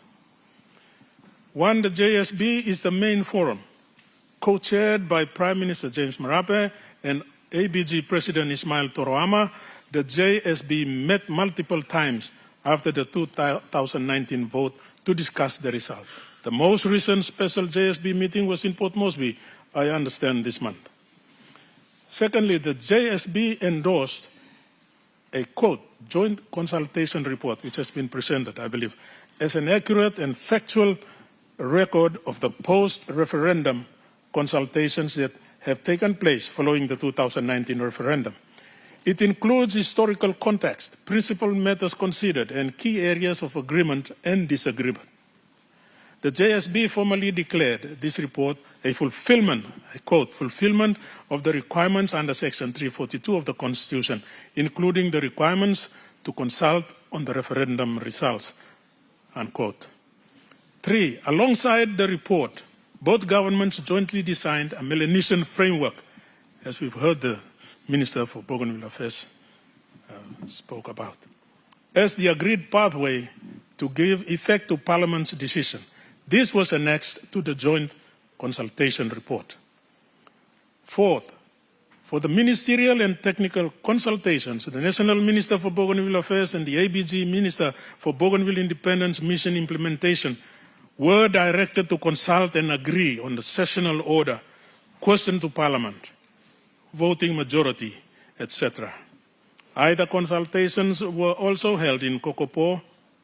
Earlier consultations were also held in Kokopo, Warburg, and Port Moresby. At the conclusion of the consultation, as of the August 2026 JSB meeting, both governments, quote, recognizing the conclusion of the constitutionally mandated consultations, unquote, agreed to table the referendum results in Parliament, and that has been done this morning, today. Both governments consulted for years through the JSB, produced a joint consultation report plus a Melanesian framework, and have now formally closed the Section 342, subsection 1 consultation phase. Parliament will debate and decide next. Section 342, subsection 2 provides for the Minister for Bougainville Affairs to take the results to this Parliament. It's done that. Prime Minister Marape stated, quote, Section 342 of our Constitution clearly says Parliament will make this decision, unquote. There is a vacuum in subsection 2 of section 342, subsection 2, which I believe is now filled with the sessional order, the making of which, including the 3/4 absolute majority vote requirement, Parliament approved. We members of this Parliament have to be better and truly informed about before the vote is taken. Mr. Speaker, I have something to say, Mr. Acting Speaker, I have something to say about the Referendum Commission. I still have a few pages to go, but anyway, I'll continue. Yes, sorry. Mr. Speaker, Mr. Acting Speaker, the Referendum Commission, from its very carefully detailed and thorough report, the Bougainville Referendum Commission report, we learn about the meticulous planning and execution of all aspects of the referendum to deliver a free, fair and credible vote for Bougainvilleans on Bougainville's future political status, up to the time of announcing the referendum results. The chairman of the Bougainville Referendum Commission was the independent and internationally renowned Honorable Bertie Ahern, former Prime Minister of Ireland. It is very difficult to find fault with the BRC's work on the Bougainville referendum from start to finish. Mr. Acting Speaker, the referendum was credibly held and the result was 176,928 votes were cast for independence, 3,043 votes were cast for greater autonomy, and 1,096 votes cast were informal. Independence and greater autonomy were the only two options in the ballot paper for the referendum. If we believe in democracy and that PNG is a democratic country, let's show the world. Our votes on the referendum result will definitely have consequences, good or bad, for the future of PNG. Mr. Acting Speaker, on the Melanesian Agreement, I believe members of this Honourable Parliament will do well to take note of the Melanesian Agreement signed by the Prime Minister of Papua New Guinea and the President of the ABG, and witnessed by Honourable Minister for Bougainville Affairs and Honourable Ezekiel Massad, ABG Minister for Bougainville Independence, Mission Implementation, Justice and Attorney General, on the 26th of June 2025. This Melanesian Agreement recognizes the historical significance of Burnham Military Camp in Christchurch, Aotearoa, New Zealand, as the spiritual birthplace of the negotiation process leading to the Bougainville Peace Agreement and the outcomes of the third joint moderated consultations held in Burnham, New Zealand from 9 to 13th of June last year, 2025. Appreciates the support. This Melanesian Agreement appreciates the support of the government and people of Aotearoa, New Zealand in enabling the important round of joint consultations. See, this Melanesian Agreement recalls the work undertaken by the parties so far in giving effect to important political agreements such as a SHARP Agreement, the Kokopo Joint Statement, the Post-Referendum Result Implementation Roadmap or the WABEG Roadmap, the Port Moresby Joint Statement, and the Era Kone Covenant. This Melanesian Agreement was guided by the outcome of the constitutionally sanctioned Bougainville referendum declared on the 11th of December 2019, in which an overwhelming majority of 97.7% of Bougainvilleans had voted in favor of separate independence, based on the definition of independence used on the Bougainville referendum ballot paper. This Melanesian Agreement acknowledged the crucial role that the joint moderated consultations have played in resolving important issues pertaining to the post-referendum process. Notes the wider consultation that have taken place with civil society organizations, women's groups, churches, business representatives, and youth, and the shared aspirations of women and youth for a peaceful and inclusive pathway forward. Armed with such recognitions, appreciation, recollections, guidance, knowledge, acknowledgements, and notices, Papua New Guinea and the ABG, in the Melanesian Agreement, agreed to joint commitments and principles. On joint commitments, the parties, PNG and ABG, agreed to the role of the National Parliament in the decision-making process in accordance with Section 342 of the National Constitution. They recognize the legitimate choice, 97.7% of the Bougainville people for independence as expressed in the referendum result. C, the joint commitments recognize that the context of Bougainville is unique in PNG as reflected in the Bougainville Peace Agreement, the Papua New Guinea Constitution's provisions on Bougainville, and the Bougainville Constitution. D, are committed to maintaining a close, peaceful, and enduring relationship between PNG and Bougainville. E, agreed, the joint commitments agreed that the process for bringing the referendum results to the National Parliament would be by way of a sessional order, as determined by the National Parliament. The sessional order would be recommended by the speakers of both the National Parliament and the Bougainville House of Representatives. F, acknowledged that the National Parliament and Bougainville House of Representatives have a central and integral role to play in the process leading up to the National Parliament and thereafter. G, acknowledged the importance of the Bipartisan Parliamentary Committee on Bougainville in consulting and disseminating the joint key messages as assisted by the moderator for members of the 11th National Parliament and the people of Papua New Guinea on Bougainville referendum. And the post-referendum process. And Hates further acknowledged the importance of a public awareness raising program by the government of Papua New Guinea and the ABG on the joint key messages for the people of Papua New Guinea and Bougainville on the Bougainville referendum and progress made in the post-referendum process. In addition to the joint commitments agreed in the Melanesian Agreement, the PNG government and the ABG also agreed to the following principles. One, that the PNG government and the ABG commit to exploring the joint creation of a Melanesian framework, which they've done and has been presented, with agreed timelines to a pathway forward that may form part of the joint consultation report presented to the 11th National Parliament. Secondly, that the results of the Bougainville referendum and the joint consultation report will be taken to the 11th National Parliament immediately after the bipartisan committee has completed its work in line with its terms of reference.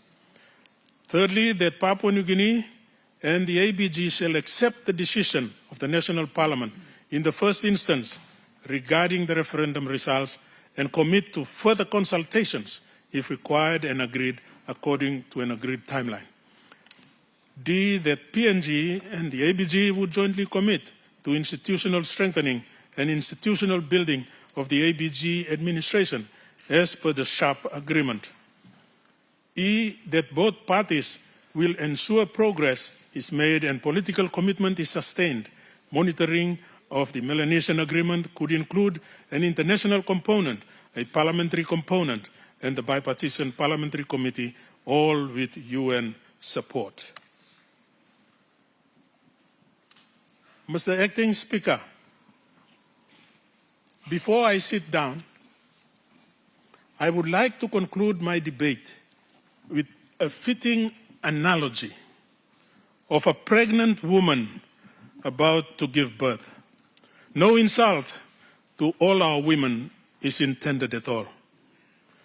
Mr. Acting Speaker, from quiet colonial alienation of sovereignty, administration, and core grievances in unjust land alienation for the Panguna mining activities without any environmental impact studies done resulting in the wanton destruction of the Jaba River, land alienation for the mine-angered villages, the influx of outsiders from mainland PNG for mining work disrespected local culture and competed for jobs, CRA and BCL disregard of Bougainvillean calls for independence and on unfair distribution of revenue to landowners.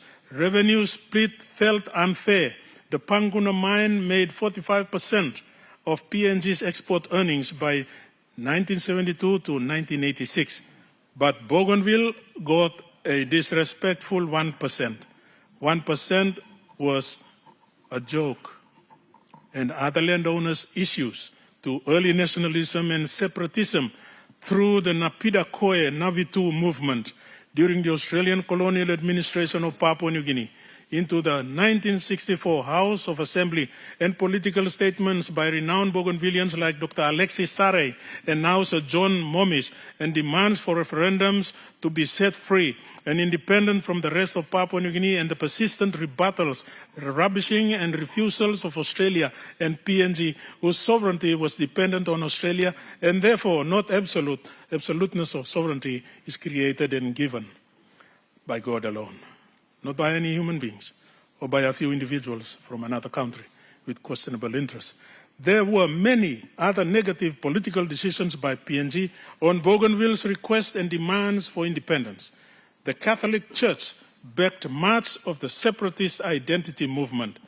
2 weeks before PNG independence in September 1975, Bougainville unilaterally declared itself the Republic of the North Solomons on 1st September 1975. 16th September, PNG celebrated independence. Bougainville was reintegrated in 1976 when the unilateral declaration as to the Republic of North Solomons on 1st September 1975 was unrecognized. PNG was impregnated with, quote, Bougainville independence, unquote.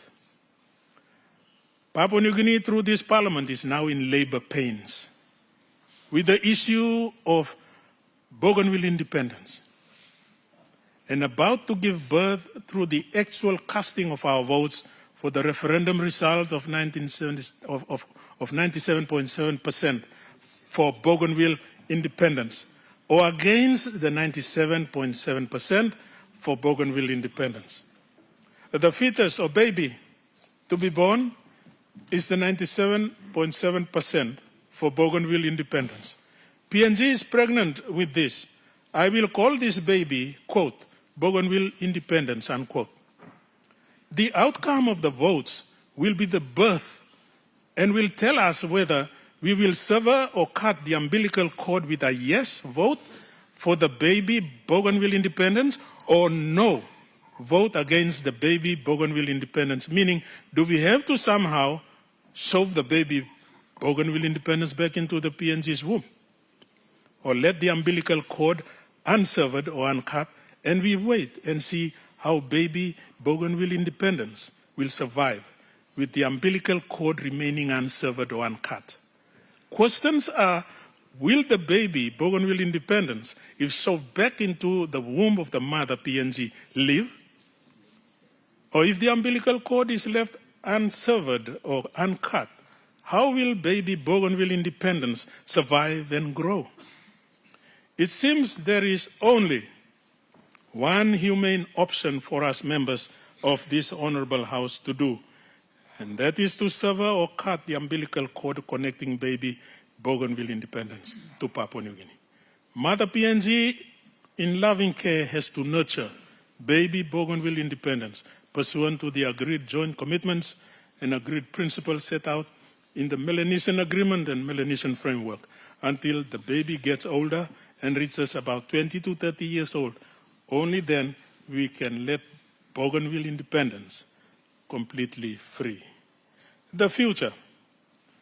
We help the Bougainvilleans with respect in all sectors of development.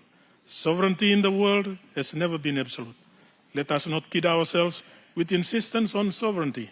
The global community is watching with interest, and we will gain so much respect from the global community if we vote and ensure Bougainville independence is respected and dignified in his democratic wish for separate political independence. Give Bougainville and its people and their God-given divine supreme sovereignty the respect they deserve. Given the facts and reasonings I have expressed in my debate, I believe our individual votes, when given or cast, will have been sufficiently informed. Mr. Acting Speaker, I'm sorry for the long time it has taken me to read this debate, but thank you very much for your forbearance.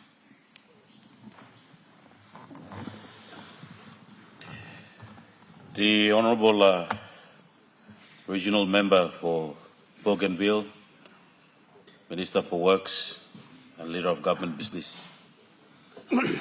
Honourable Minister, before you make your speech, I'd like to remind the honourable members that we have suspended the order by giving much time to a speaker to make a debate. So any members that you'd like to pass out from time, we will now go back to the 20 minutes debate time. So I'd like also to remind honourable members, under Standing Order 53, say that when a speaker stands to make a statement, you don't pass through in between the chair that is making a statement. So I'd like to inform the House about this. Honourable Minister. Thank you, Acting Speaker. First and foremost, I would like to acknowledge my honourable leaders of the Autonomous Bougainville Government and the House of Representatives in Bougainville, our leaders that are here. I acknowledge the Speaker, ministers, and members of the House of Representatives. And I particularly mention to my youth of Bougainville that are here from the atolls, from Central, North, and South that are here present to witness this occasion. Assistant Speaker, I will have my statement both in English and Pidgin for the benefit of the many of our citizens right across our country and in many of our rural communities that have the benefit of network that are watching through the broadcast. Me like Minister, we have a point of order. Member for Cincinnati, what's your point of order? Yes, Mr. Acting Speaker, in principle you said debate would be adjourned to November. Now I see you moving away and allow one or two speakers to speak. Can you make that clear? How many speakers are going to speak today and for what reason? And when the balance of the members of parliament are going to be speaking in November. So you need to tell us exactly who's speaking today so we know and then we organize ourselves in our thinking. Thank you. Honourable Member for Cincinnati Yangumul, it is with the chair to be also being informed to not select, but there's being leaders who are to speak in support of the statement today, and it will be the chair who, upon the motion, we should be allowed for the House to adjourn. It will adjourn to the date which it will allow for all members to make a debate. So. It will not be right for me to make known and mention who are to speak. I think the chair has been informed, and there'll be, if you can see from the chair, that it's from the minister to the leader to the regional member, be given to the opposition. The opposition leader will speak on that, and the prime minister will speak in support to the statement of what the minister have laid in Parliament today. And then the Parliament might adjourn to the later date for us, all members, to make a statement on that.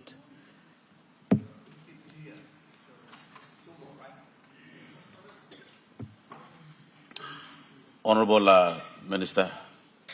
Assistant Speaker, thank you. Na point of order, long good leader Blamilo Sinasina Yangumul. Me like Kamlo Disla explanation too, while I acknowledge the presence of our audience in this honorable house and to all our viewers throughout the country. Maybe like explaining to all Sam, lo giving big look save, long Minister of Bougainville Affairs, lo walk him. Na good report, you may now hurry me come long by petition committee chairman. And all got this long information, I mean very important, lo yumi, long kisim na you can read through. Now allow him all the information long marinate. Lo ting blo yumi na yumi. They can come behind long debate long him. This la now mi sana pem long just acknowledge him, walk him. Na tu long acknowledge him all people blo mi lo Bougainville. Long tolerance blong all. Long tolerance for enduring this long journey of desire, passed down generation to generation, and now culminating into this very special moment in the history of Parliament. And I stand here as a proud Bougainvillean and also a Papua New Guinean because I share both bloods on both sides, and I speak with absolute clarity for the love of Bougainville and the love of Papua New Guinea. And I want to appreciate this Honourable House, Acting Speaker.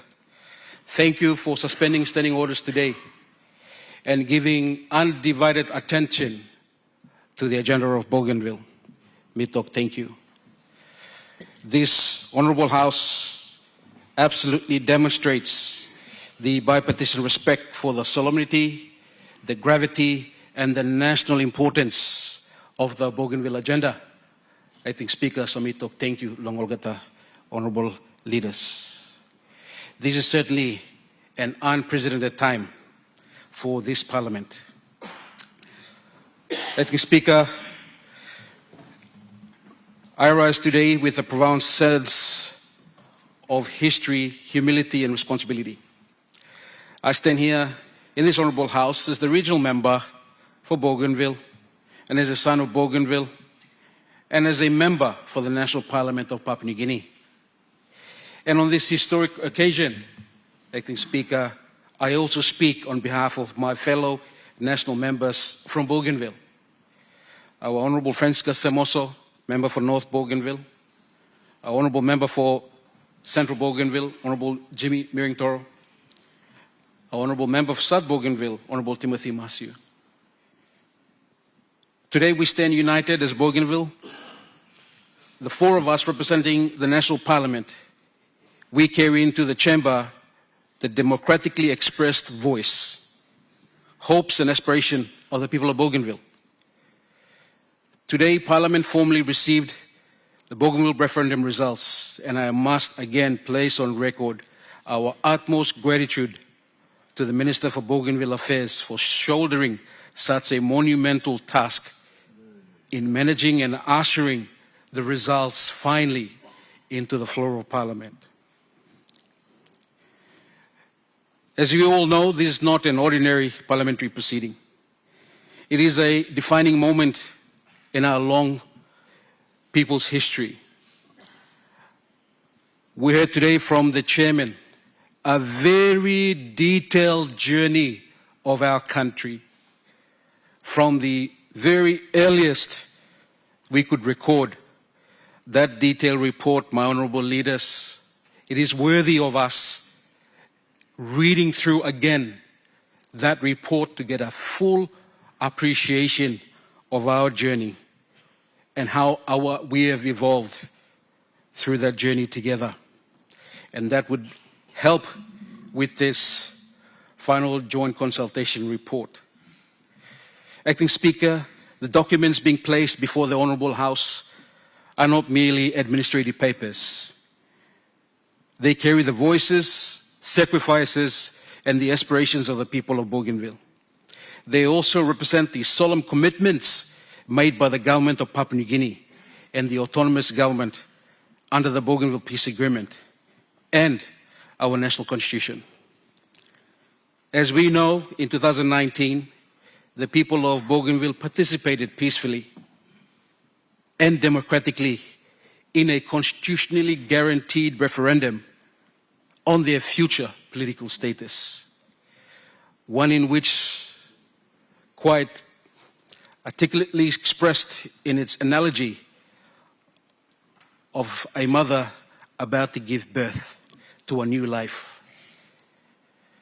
The people chose overwhelmingly 97.7 as their choice for lasting peace, which is independence. The result was clear. the result was peaceful, and the result was decisive. It was not delivered through violence, it was delivered through the ballot box. It was made possible because former combatants chose peace over conflict, weapons were laid down, communities reconciled, and the people placed their trust in the agreed constitutional and democratic process. Today, Acting Speaker, that trust has brought us to the floor of the National Parliament. Acting Speaker, on this historic occasion, we remember those who lost their lives during the conflict. We remember the mothers who held their families together, the children who grew up surrounded by uncertainty, the churches that protected and comforted our people, the chiefs who maintained order, and peace builders who refused to surrender hope. We acknowledge the veterans and the former ex-combatants who had the courage to lay down their weapons and embrace dialogue. We recognize the leaders of Papua New Guinea and Bougainville, past and present, who remain committed to resolving our differences through a peaceful and constitutional means. Their courage and sacrifice made today possible. Acting Speaker, the Joint Consultation Report records the consultation undertaken by National Government and the Autonomous Bougainville Government following the referendum. It captures discussions, positions, and jointly agreed outcomes reached through years of engagement. The Melanesian Framework provides an agreed pathway for implementing an affirmative decision of this Parliament on the referendum result. Together, Acting Speaker, these documents provide Parliament with the information necessary to undertake its constitutional responsibility with wisdom, clarity, and respect. Today's tabling is therefore not the end of the process, Acting Speaker. It makes the beginning of Parliament's direct and solemn consideration of the question placed before it by the people of Bougainville. Acting Speaker, this matter must never be reduced to partisan politics. It must not become a contest between government and the opposition, nor should it become a source of division between Bougainville and the rest of Papua New Guinea. This is a national responsibility that rises above party lines, regional interest, and individual political ambitions. We are not being called upon to reopen the wounds of the past. We are being called upon to honor the peace that brought us here and to determine how we complete this process in a manner that preserves the dignity, security, and a future for all our people. The eyes of Bougainville, Papua New Guinea, the Pacific region, and the international community are upon this Parliament, Acting Speaker. History will judge us not only by the decision we ultimately make, but also by the maturity, wisdom, and the respect which we make. It is also at this juncture that I also want to amplify that how fitting are we able to then bring all this journey of both sides of the house, or both sides of our regions and our islands together, all culminating back into this respectful, honorable house, a house of Melanesia, a house of equals, house of leaders that constant dialogue is demanded upon all of us to embrace constantly. I strongly believe that the peace agreement, there may have been ambiguity in some parts of the peace agreement, but because of the wisdom of the past leaders who created and crafted the peace agreement, those ambiguity speak right to the heart of the Melanesian way of deconflicting, that we must continue to have a dialogue and that peace will be found and solutions will be found through constant dialogue. I acknowledge the leadership of our Prime Minister, Honorable James Marape, and our President of the Autonomous Region of Bougainville, His Excellency Honorable Ismail Turama. Both leaders have carried the responsibility of sustaining dialogue through difficult and sensitive circumstances. I also acknowledge the Joint Supervisory Body, the Bipartisan Parliamentary Committee, the Independent Moderator, the Joint Technical Teams, officials of both governments, and all those who contributed to the Joint Consultation Report and the Melanesian Framework. To the people of Papua New Guinea, we say this: the Bougainville question is not solely a Bougainville issue. It is a national matter arising from our shared history, our national constitution, and the commitment made under the Bougainville Peace Agreement. And to the people of Bougainville, your voice has reached the floor of the Parliament.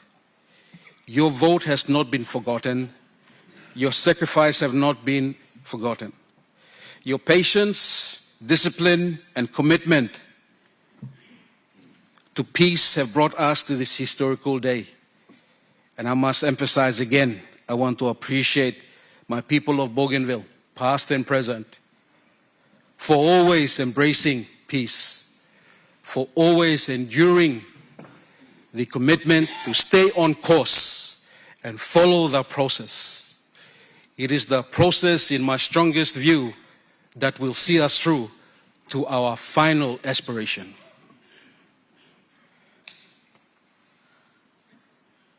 As Bougainville's 4 national MPs or national members, we carry the mandate and aspiration of our people into this chamber. And as we come to the finality to find a lasting solution, to craft out an unconventional, in my view, a solution that will be unconventional, because we will test the definition of sovereignty, and that we must look through the lenses of Melanesia and not to the Western lenses. That we will find our lasting solution to the aspirations of our people of Papua New Guinea in the far east side of our country, of the Bougainville people. Today we take another peaceful and constitutional step towards resolving one of the most significant questions in the history of Papua New Guinea. Acting Speaker, above all, let us continue to preserve peace. Above all, let us continue to embrace our Christian values, which has formed the foundation of our Constitution. May God bless the independent state of Papua New Guinea and the people of Bougainville. Acting Speaker, as I conclude, I again, as leader of government business, I appreciate all leaders for suspending today's question time and carrying this forward, and having both Minister for Bougainville Affairs and our Chairman for Bipartition present their report. And I encourage all of us now, as we come to our final speakers this afternoon, that we take this far and wide. And to our people of Papua New Guinea and Bougainville, all this information that is before the floor of Parliament today, Mipla Tok Tok Longem, it will be made available for you to also read. So we fully understand the journey that has now brought us this far, and that for us as leaders, it is about finding a solution. All the emotions, we've gone past that part of that journey. It's now incumbent on us to read through, fully understand, appreciate, and when we do come back in October, we can start constructing a new relationship, a relationship that will continue to embrace the 97.7 desire of the people of Bougainville and also acknowledge the sovereignty of Papua New Guinea.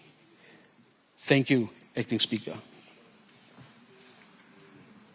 The Honourable Opposition Leader. Thank you, Acting Speaker. Acting Speaker, I also rise on behalf of His Majesty's Most Royal Opposition to commend the government, the executive government, to commend the minister, to commend the leaders of Bougainville, led by the president, for bringing the results of the referendum into the House, and also for producing the Melanesian the final framework and the final agreed joint consultation report. Mr. Acting Speaker, it is quite a monumental achievement, given the historical context of this issue, the issue of Bougainville. So I will offer the opposition's support and commendation for the report, and reserve debate until the Parliament is ready for debate and to take the vote on the referendum. But on the face of it, Mr. Acting Speaker, I think from the process of disagreement, secession in Bougainville, from the point at which the conflict started, I just reflect on the Prime Ministers of the past. Mr. Acting Speaker, when the Grand Chief Sir Michael Thomas Somare, as a founding father, forged the independent state of Papua New Guinea, that included Bougainville. And through all his deliberations, he was an avid believer that the country must remain united. He understood the importance of the conflict, and he took on the role of Minister for Bougainville Affairs before our former Prime Minister, Honourable Mekere Marauta, made amendments to the Constitution, which have all been outlined in depth by the good chairman of the committee, the Honourable Dr. Alan Marat. This paved the way for this process to be legal as per the Constitution, and I wholly commend both sides for ensuring that throughout that whole process it remained peaceful, respectful, and the Melanesian spirit of dialogue was able to take precedence as both sides grappled with the issues brought forth through this referendum. I pay homage to the former Prime Ministers, Somare, Mekere. I thank the former Prime Minister Peter O'Neill and his government at the time for coming up with the questions, which was quite simple, and which directed the results of the referendum towards 176,928 votes for independence. But the time is here and now, Mr. Acting Speaker, and I thank our Prime Minister, the Honourable James Marape, for pushing this issue and ensuring that the executive government works to uphold the tenets of the Bougainville Peace Agreement and to bring this very, very important issue to the floor of Parliament. I recognise a cogent point raised by the Minister in his speech, that it is this national Parliament that is the unfettered decision-making authority. Therefore, Mr. Acting Speaker, for all members of Parliament of the 11th Parliament, this will be the most consequential question that we will have to decide upon, the vote that we take. And I think, Mr. Acting Speaker, that it's incumbent on the executive government and also on all leaders to understand the issues that have been placed before us, the gravity of the situation, the desires of the people of Bougainville through a 97.7 referendum result. that we all have to take the time from now until the next Parliament sitting, Mr. Acting Speaker, to not only just glaze through it, flick through the pages, but to apply pensive contemplation. This requires us to carefully go through the material before us, to understand the issues at hand, to really look at the desires that the people of Bougainville expressed, Mr. Acting Speaker, when they voted for independence, and then to determine the best way forward for our country. If I reflect on the Grand Chief Sir Michael Somara's position, he wanted a unified Papua New Guinea. That included Bougainville. Now, when Sir Mekere Murata amended the Constitution and brought it to Parliament and they made amendments specifically for Bougainville, it was not binding. It still had to be brought back to Parliament for leaders to deliberate and make a decision. Our admonition, Mr. Acting Speaker, to the Executive Government is that we push for awareness amongst all leaders. We hold these sessions. We ensure that the meticulous research and delivery by the Speaker, the Chairman, Dr. Alan Murray, be crystallized and be brought to all members so that we can fully appreciate and digest the issues that are being discussed here.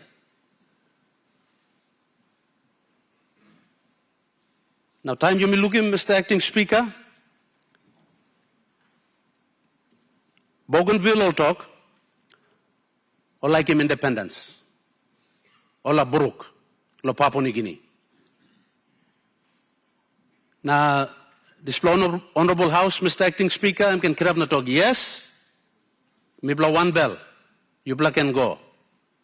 Now, mibla look sawa, or member staged implementation, ECC, but mibla support, now you bla can sim independence, blue bla. What's the implication? Or suppose all the leader kirab na talk no, Bougainville na Brooklyn, Papua New Guinea. One people, one country, one nation. That includes Bougainville. What's the implication there? Mr. Acting Speaker, we ask that the Executive Government also not kick the can down the road and deal with this vote, Mr. Acting Speaker.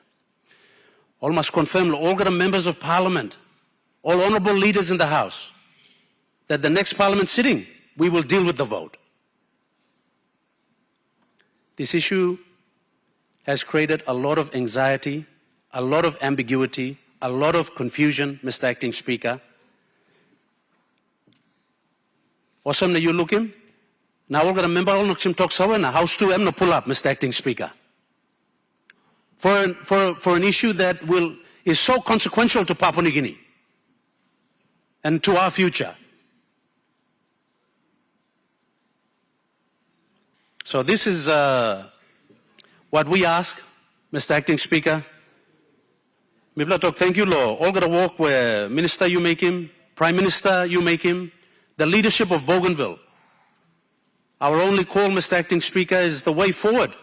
We maintain peaceful consultation, we respect the Constitution, and we effectively, Mr. Acting Speaker, deal with the hopes and ambitions of the referendum results, Mr. Acting Speaker, where 97.7% of the people of Bougainville, they voted for independence. But then on the flip side too, Mr. Acting Speaker, now you come inside the House, you suspend him all the standing orders. Now you get up and talk, mibla deal with an issue, very important issue. But this was a microcosm of what we have also neglected. In Papua New Guinea, there's almost 5 million eligible voters throughout the districts, throughout the provinces. Now, we didn't have a referendum. Papua New Guinea didn't have a referendum to say, yes, we grant independence, the people of Papua New Guinea. Am I right? Mibla Larmolgo, Mibla kat Tambu lo Bougainville, Mibla kat Piginin lo Bougainville, Mibla Maret lo Bougainville.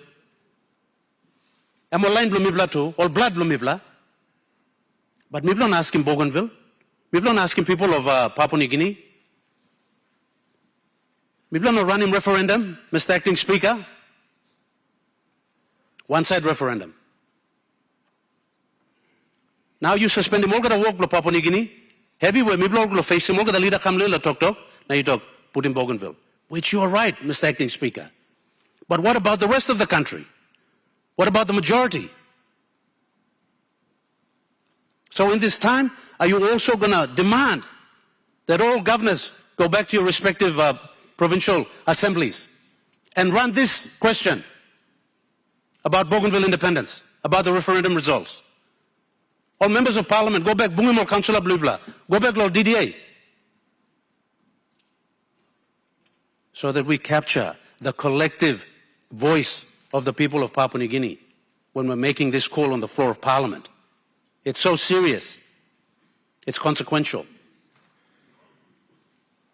So as a patriot, as a nationalist, Mr. Acting Speaker. Am I qualified to say yes or no? And some like I ask him. That's why, honorable leaders of the House, through you, Acting Speaker, this requires leadership from the committee, from the executive government, from the Prime Minister, from Parliament, Mr. Acting Speaker.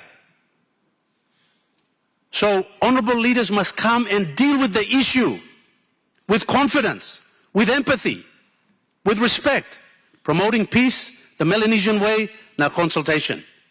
People must respect him law, na come back later, and people must debate.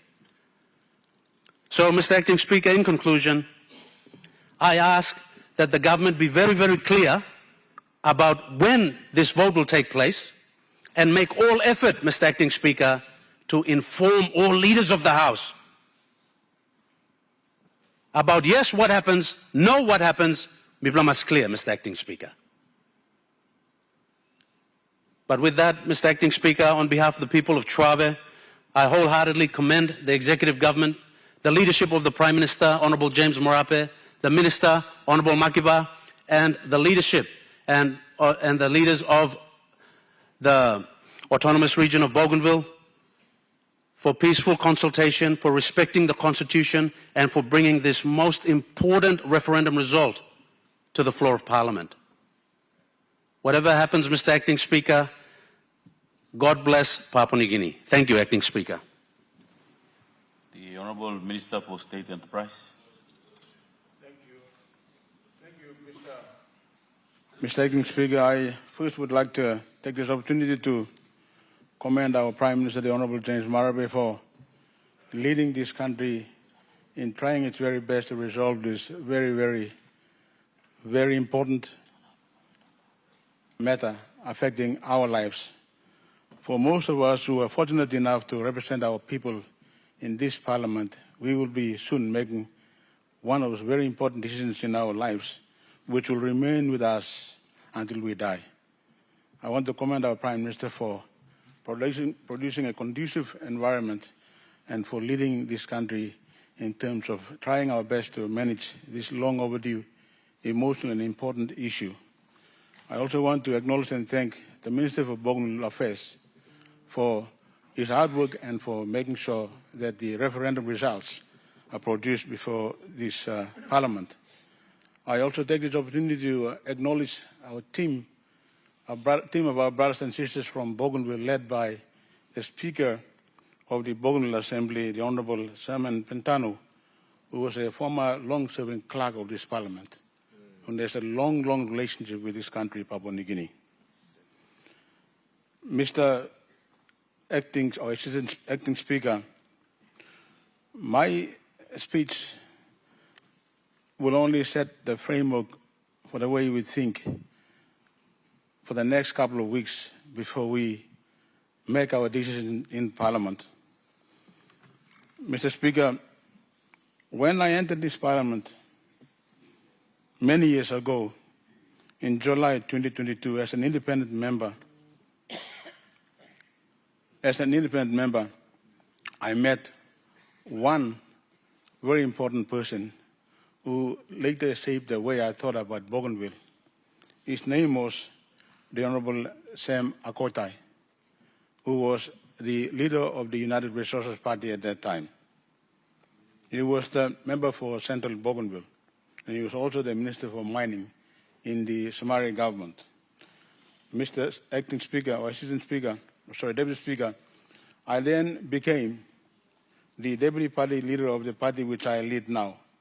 And as the late Sam Akotai's deputy, I became familiar, and I had the privilege of knowing his personal views about PNG, where Bougainville was an integral part of. I served the late Sam Akotai until he lost the elections in 2007. The late Sam Akotai was a former commander of the Bougainville Resistance Force, whose members opposed the Bougainville Revolutionary Army. The late Sam Akotai, Mr. Deputy Speaker, strongly believed in a united Papua New Guinea.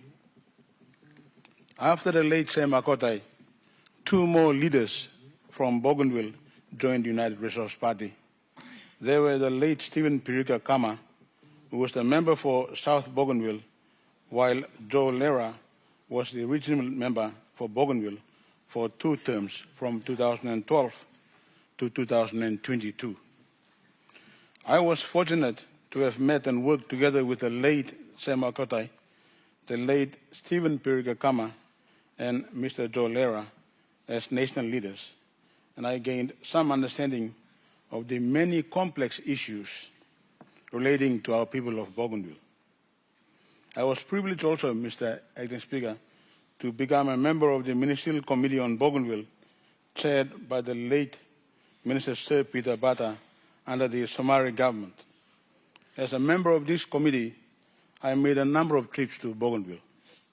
One of those trips when I accompanied the late Sir Peter Bata and traveled to Buka was when I met for the first time a very big, tall, bearded man who, when we arrived, did not greet us properly. But as soon as we sat down, he punched the table with his big fist, looked at us and he said, "Where is the money?" I later realized that he was Mr. Joseph Kabui. The second trip I made to Bougainville was to Arawa to witness the withdrawal of the peace monitoring group made up of the members of the Australian Defence Force and the New Zealand Defence Force from Bougainville. It was a momentous occasion, Mr. Acting Speaker. The United Resource Party, which I have led since 2007, believes in greater ownership of our resources, mineral and non-mineral, by our people, the landowners. And the United Resource Party, which has historically had a strong link to Bougainville, believes strongly in a united Papua New Guinea, where all provinces and districts, including Bougainville, remain as one nation. Mr. Acting Speaker, our founding fathers crafted our Papua New Guinea Constitution, which officially came into effect on 16 September 1975, coinciding with our country's independence from Australia. Bougainville was an integral part of the newly independent state of Papua New Guinea, and that remains the case today. That constitutional position remains in force today. The PNG Constitution is an autonomous constitution. It is, in other words, a homegrown constitution which derives its ultimate legal authority, legitimacy, directly from the people of a nation, cutting all legal ties with a former colonial power. In our case, it completely severed legal ties with Australia and the United Kingdom, securing its power directly from our people through a self-declared National Constituent Assembly in 1974. Mr. Acting Speaker, Section 2, Subsection 1 of our Constitution clearly provides that the area of Papua New Guinea constitutes of the area that immediately before Independence Day constituted what was then known as Papua New Guinea. Section 2, subsection 2 of the Constitution provides that the sovereignty of Papua New Guinea over its territory is and shall remain absolute. All provinces and districts, including Bougainville, are part of the absolute sovereign territory of Papua New Guinea. Sections 276 to 345 of the Constitution contain extensive provisions in relation to the administration of our region of Bougainville. Section 279 of the Constitution provides that there shall be a system of autonomous government for Bougainville. It does not provide for a government for an independent Bougainville.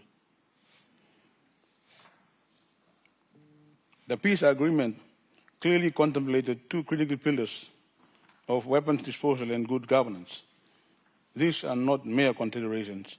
These are conditions that had to be met before the referendum was carried out. The referendum result was politically significant, but under the Constitution, it was, as we all know, never meant to be automatically binding.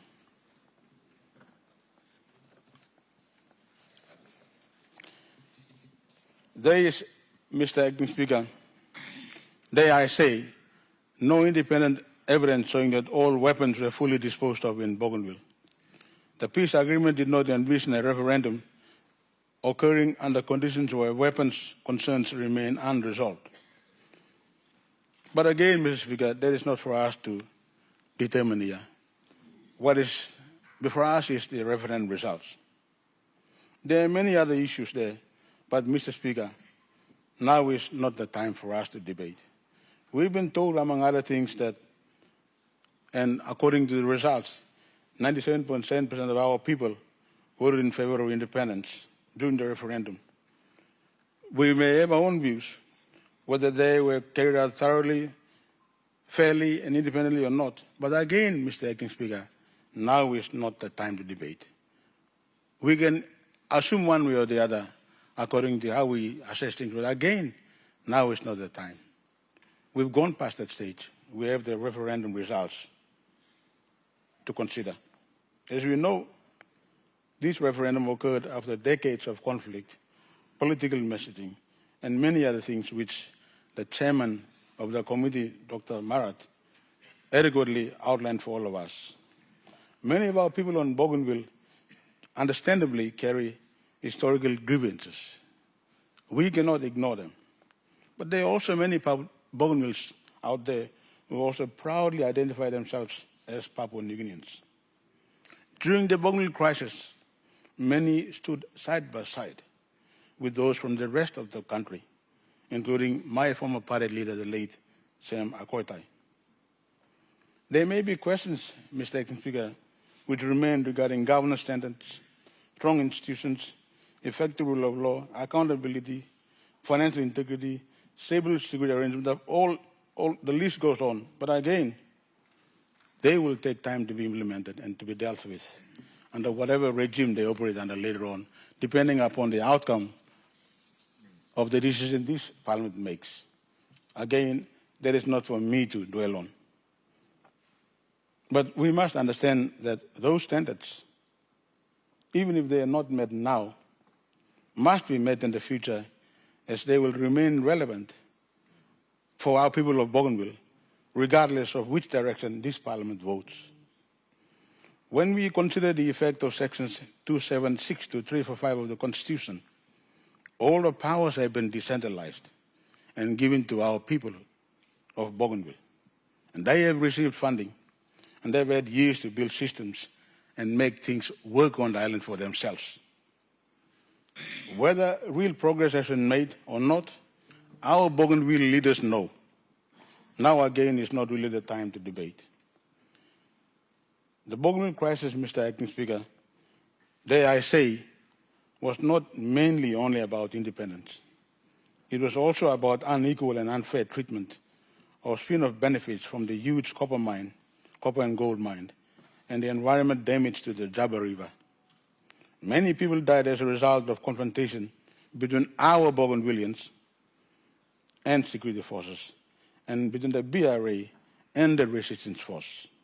Many peace-loving people had nothing to do with independence, the mine, the unfair benefits, or the environment issues, but they died.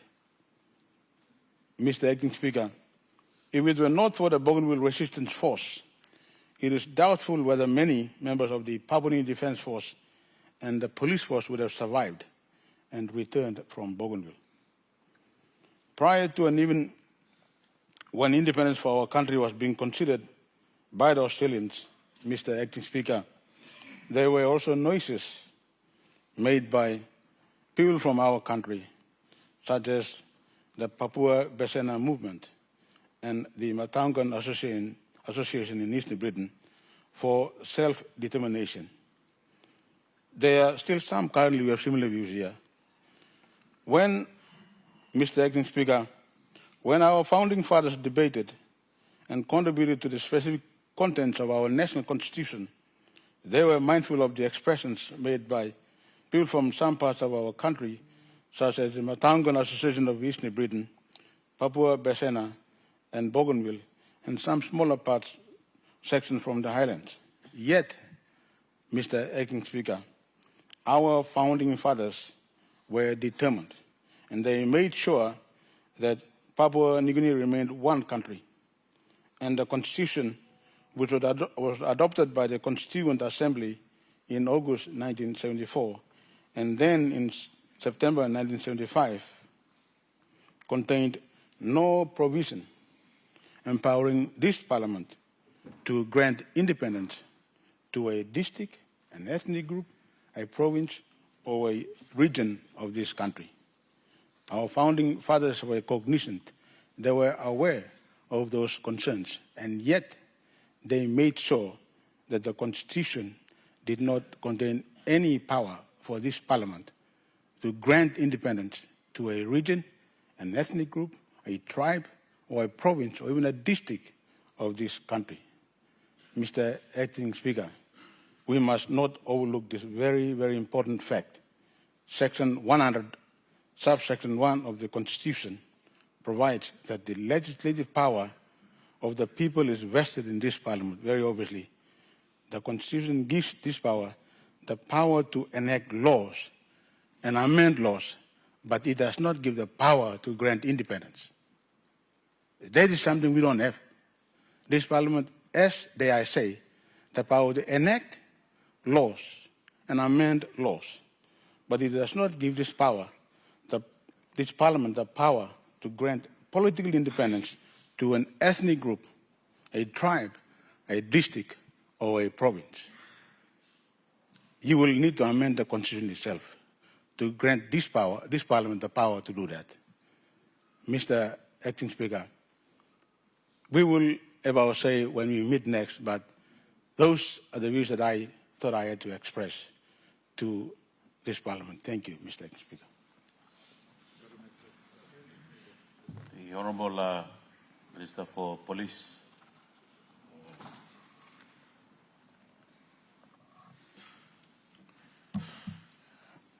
Mr. Deputy Speaker, leaders of our great nation, my brothers and sisters of Bougainville, the Vice President and your delegation who are in the chambers today. I rise today, Mr. Deputy Speaker, not to cast a stone, nor to dictate a path, but to offer a moment of deep, solemn, and philosophical reflection to this honorable House. The matter before this respected House, Mr. Deputy Speaker,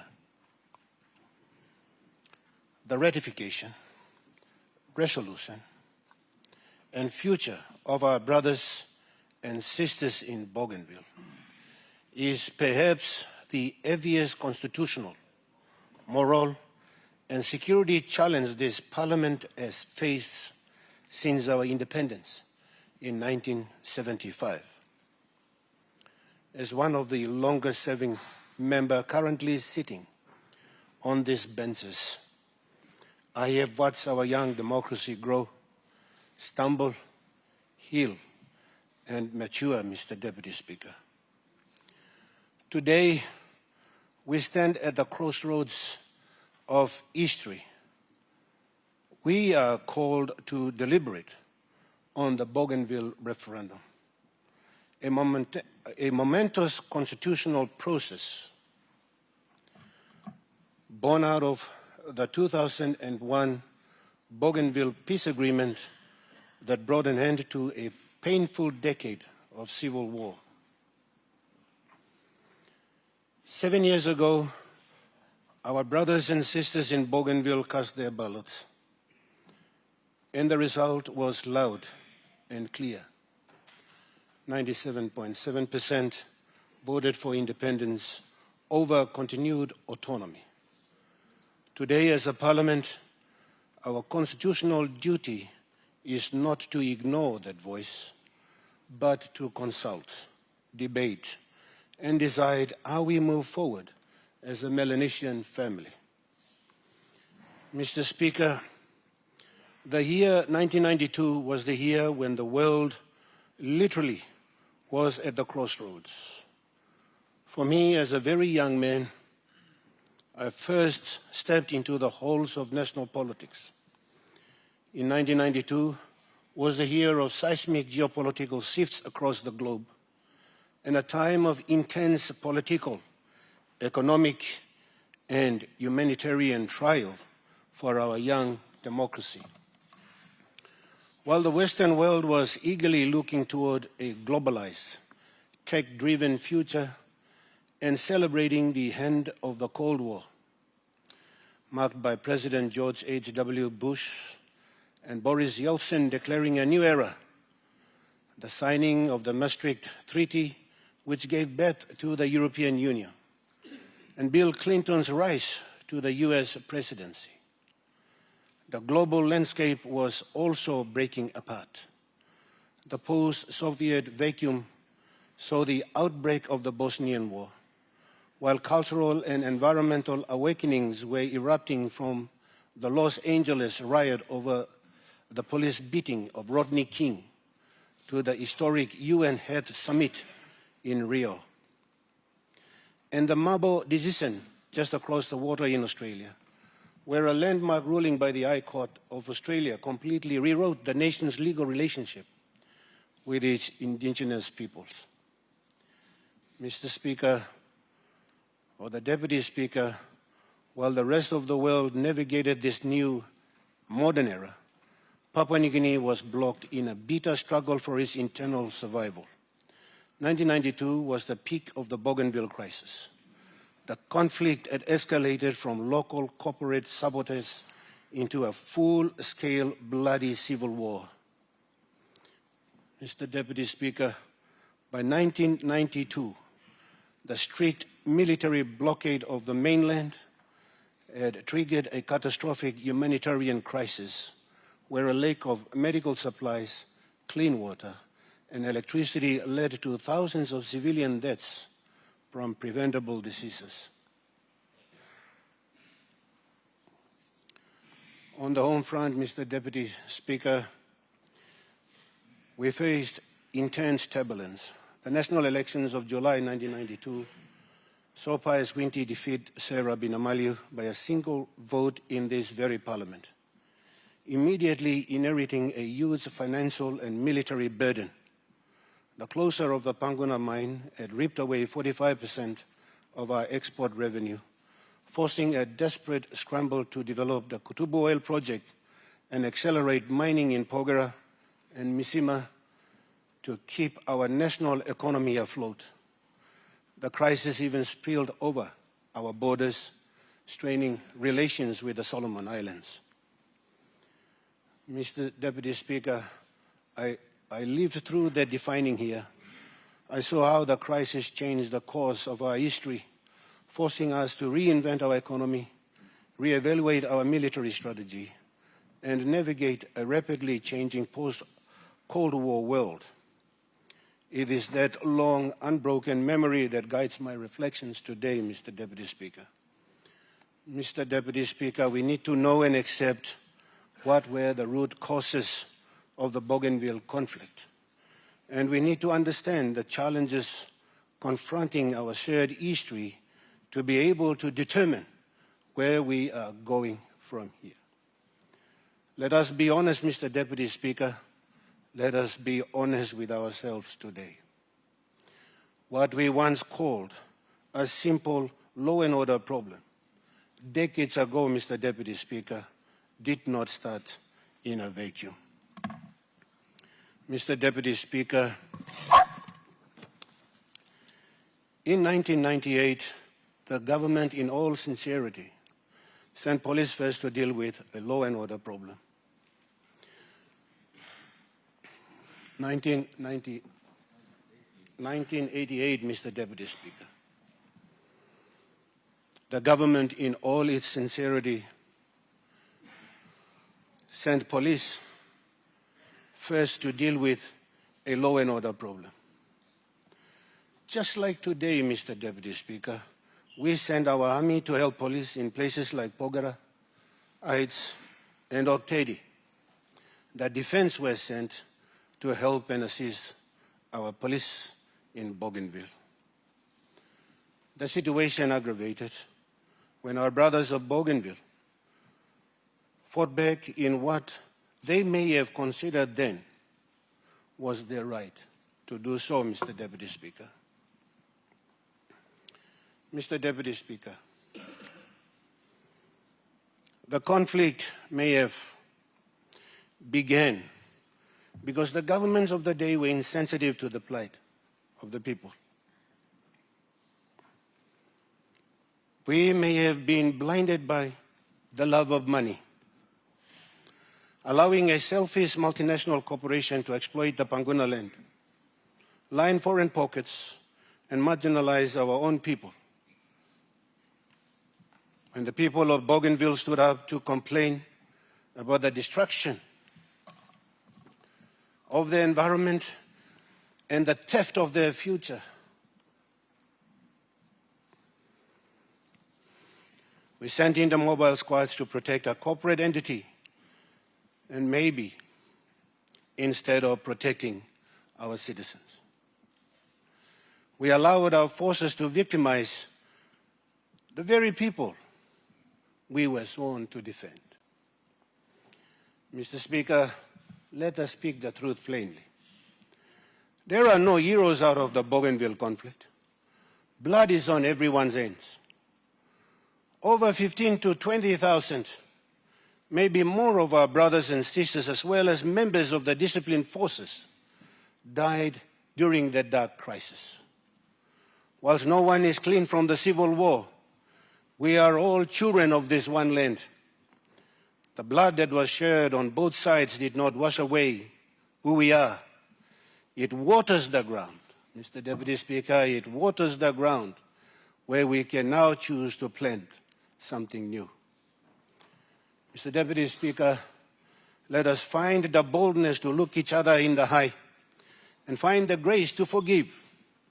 Forgiveness is not forgetting the pain. It is refusing to let the pain own our future. It is saying, your hurt is my hurt. Your brother was my brother. Your loss diminished all of us. God provided enough resources on our lands for all of us, Mr. Deputy Speaker, but the insatiable greed of foreign entities, the same corporate greed that later ruined Oktedi, Mr. Deputy Speaker, and fled the country before taking the blame, tore us apart. Mr. Deputy Speaker, as the Minister for Police, I declare that never again must our security forces, the PNG Defence Force, or our police be used to wage a war against our own citizens. Mr. Deputy Speaker, history teaches us important lessons. At one point, our country was on the edge of complete military collapse. But we chose another way forward.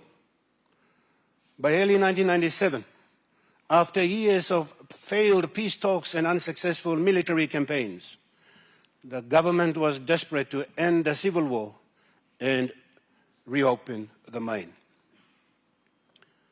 Mr. Deputy Speaker, unable to get direct help from usual regional allies, the government secretly turned to the Centline International, a foreign private military company. They signed a $36 million contract to bring in IS soldiers from overseas to target rebel leaders and forcefully take the mine. But, Mr. Deputy Speaker, our nation's soul resisted the dark shortcut. In February and March of 1997, the story leaked to the public, igniting a firestorm of domestic outrage and international condemnation. The turning point came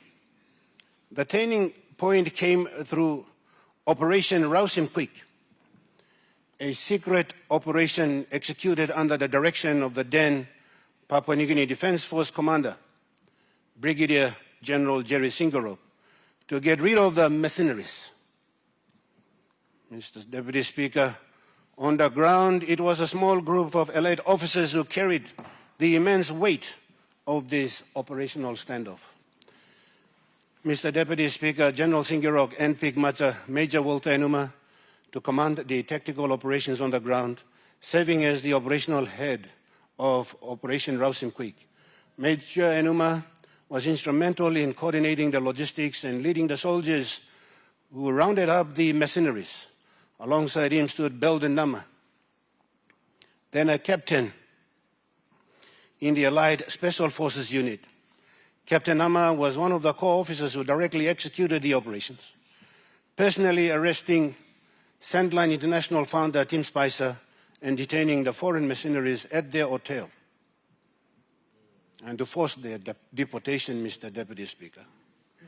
On March 17th, General Singarok went on radio to announce that the military had aborted the contract, demanding the immediate resignation of Prime Minister Sir Julius Chen, Deputy Prime Minister then, Chris Avera, and Defense Minister Matthias Ijape. What followed shook our constitutional democracy to its very foundations. Outside the parliament gates, massive public protests and civil unrest reflected a deep societal anxiety over the deployment of foreign mercenaries in the Bougainville conflict. For many citizens and the revolting soldiers, their actions were framed as a profound form of nationalism, an objection to foreign military contractors operating on Papua New Guinea soil. Mr. Deputy Speaker, inside these chambers, the House faced an unprecedented constitutional crisis where the supremacy of Parliament and the rule of law were put to their ultimate test. In a true constitutional democracy, the rule of law must remain paramount. When the military openly defied the executive government and pressed the political leadership, our national leaders refused to bow to institutional threats or back down under direct pressure from the gun. Instead, our leaders came together at that crucial moment of history to hold a nation together. I was there in Parliament then. We stood firm and subsequently voted 58-39 in favor of a motion of confidence in Prime Minister Sir Julius Chen on March 25th, 1997. The members of Parliament reasserted a crucial, enduring principle. Political power and government leadership are determined by the floor of Parliament and the ballots of the people, not by the barrel of a gun. Giving in to military ultimatums would have set a dangerous, irreversible precedent for future military interventions in Papua New Guinea politics. Surrounded by protesters, Mr. Deputy Speaker, and facing a near mutiny from the army, Prime Minister Sir Julius Chen upon Parliament's vote of confidence in his leadership, voluntarily stepped down on March 26th of 1997 to allow for a formal judicial inquiry into the Centline contract, ensuring the missionaries were expelled,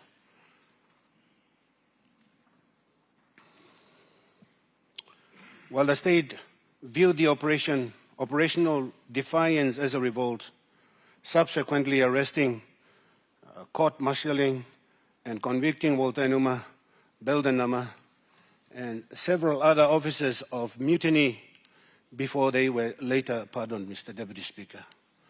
History reveals that both sides, in their own ways, Mr. Deputy Speaker, acted out of a deep love for this country. Mr. Speaker, Mr. Deputy Speaker, Parliament's refusal to give to institutional mutiny stands as a critical, proud milestone while Papua New Guinea's democratic institutions held firm against the threat of military coup, preserving the constitutional framework that governs us to this day. It forced our leadership to permanently abandon the military option, leading directly to the 1997 ban on ceasefires and the eventual signing of the Bougainville Peace Agreement in 2001. At this juncture, Mr. Speaker, I wish to sincerely thank our international friends, especially the government and people of New Zealand, for their tremendous efforts in bringing lasting peace for our nation. We must also acknowledge men like Singarok, Enuma, Nama, and the fine brace of soldiers under them who took that historic initiative to halt the missionaries and stop the escalation of the Bougainville crisis. On the same token, Mr. Deputy Speaker, I take my hat off to Sir Julius and the 6th Parliament of Papua New Guinea. Should be commended as well for refusing to allow force to dictate change. On a personal note, Mr. Speaker, I remember visiting my brother Nama in prison in Bomana during weekends that I was in Port Moresby, spending time in fellowship and prayer with him, reflecting on what it truly means to defend this nation. As a father, I understand the weight of sacrifice. Initially, I did not want my own son to join the military, but then the conviction hit me. Why should other fathers' sons be placed on the front line to die for this country while my own stays safely in the background? We are all bound, Mr. Deputy Speaker, to this land by sacrifice. And it is that very sacrifice that demands we handle the future of Bougainville with the highest integrity. Mr. Deputy Speaker, I do not stand here today to blindly push for one side or the other. I highlight these issues plainly because I cannot make a righteous decision if we hide from the truth. As leaders, we cannot boldly claim to speak for the people of Bougainville. Only they can speak their truth. But we must have the courage to acknowledge why we are here, no matter how uncomfortable it may be.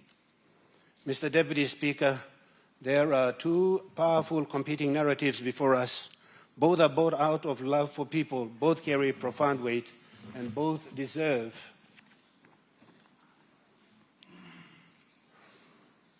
Mr. Deputy Speaker, I see that my time is only 5 more minutes if you allow me to complete the statement. The Honourable Minister will allow you for Thank you. another 3 minutes to complete your statement.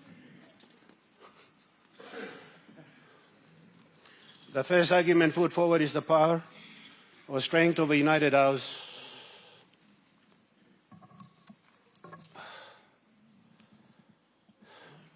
Sorry, I mixed up Buenos.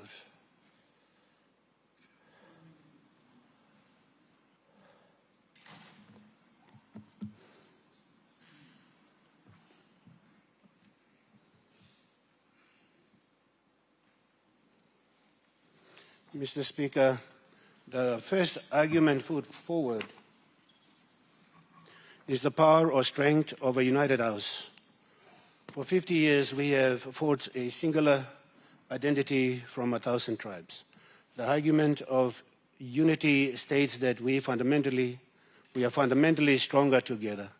To fracture our borders risk setting a dangerous precedent, triggering a domino effect that could weaken the very fabric of our diverse nation and fracture other resource-rich provinces. The second argument against independence focuses on economic and geopolitical realities A modern state requires immense institutional, economic, and security architecture to survive, as we saw during the economic shockwaves of 1992. The burden of self-reliance is heavy. Can a newborn nation sustain itself without becoming vulnerable to the volatile geopolitical wrestling of foreign powers in the Pacific region? Staying within the family of Papua New Guinea ensures a shared safety net, shared resources, and collective regional strength. Mr. Deputy Speaker, the third argument put forward for unity is the spirit of reconciliation.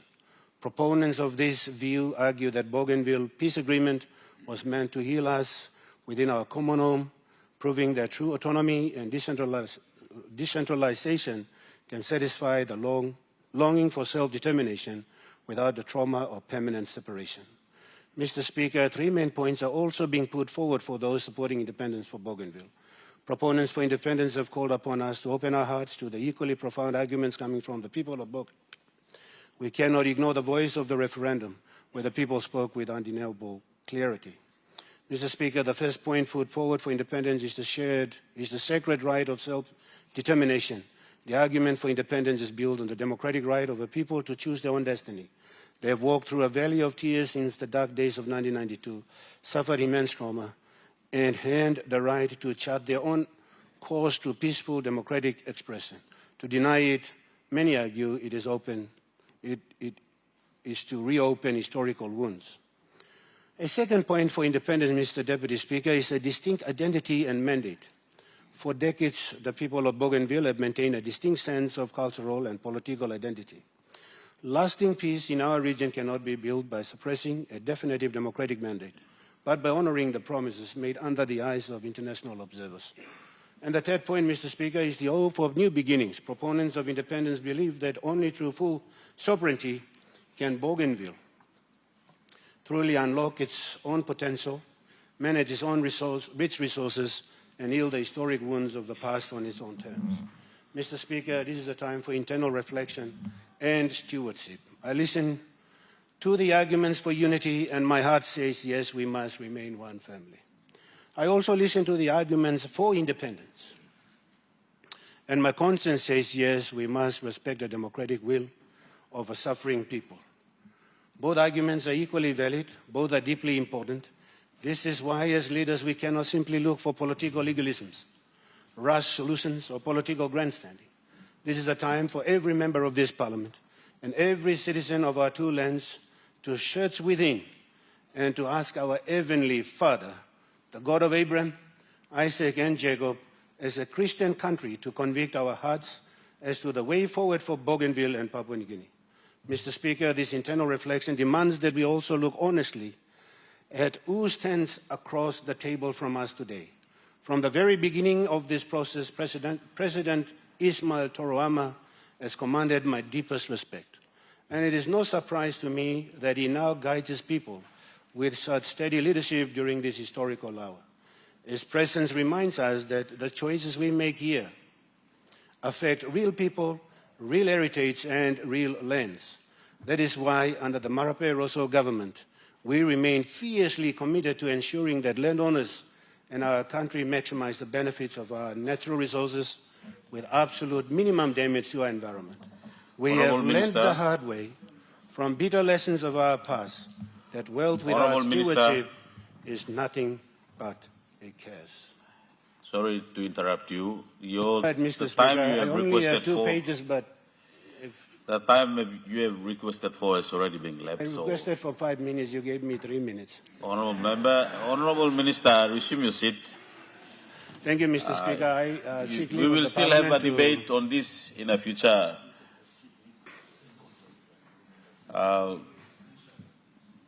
We'll ask you to seek leave to incorporate your speech in your remaining speech in the. Mr. Speaker, as I seek leave to incorporate the rest of my speech in the answer, I appeal at this final monumental decision before it is made. We cannot rely on just the human intellect. I call upon all churches, all Christians, and all the people of Papua New Guinea, including our dearest brothers and sisters of Bougainville, to enter into a season of deep prayer before the actual parliamentary vote for or against occurs at a later date. Let us deliberately ask God to show us the way forward. My prayer today is not for a political victory, but for a divine intervention. I pray that Almighty God will grant us the peace that passes all human understanding. I pray He gives us comfort to the families who still carries the scares and the grief of the crisis. And above all, I pray that God will grant this Parliament and the leaders of Bougainville the supernatural divine wisdom to make the right decision, a decision rooted not in politics but in soul, history, justice, righteousness, and above all, forgiveness and love. Thank you, Mr. Deputy Speaker. The Honourable Minister for Tourism. Thank you, Mr. Acting Speaker. Mr. Acting Speaker, before I go on to present my statement on the Bougainville referendum, the Constitution, national unity, and the future of Papua New Guinea, I would seek leave of the Chair to give me extended time. Should I run out of time, as I believe what I will say today will have a bearing on how the members of Parliament will vote and how the people of Bougainville and Papua New Guinea will see the referendum that has been presented before this Parliament. Thank you, Mr. Acting Speaker.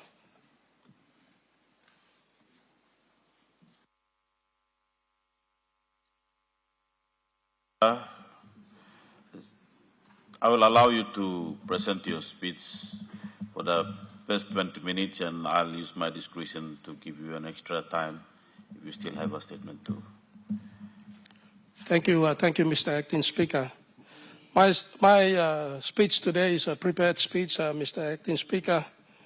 The speech is on Bougainville referendum, the Constitution, national unity, and the future of Papua New Guinea. Mr. Acting Speaker, in the June sitting of Parliament, I made very strong statements.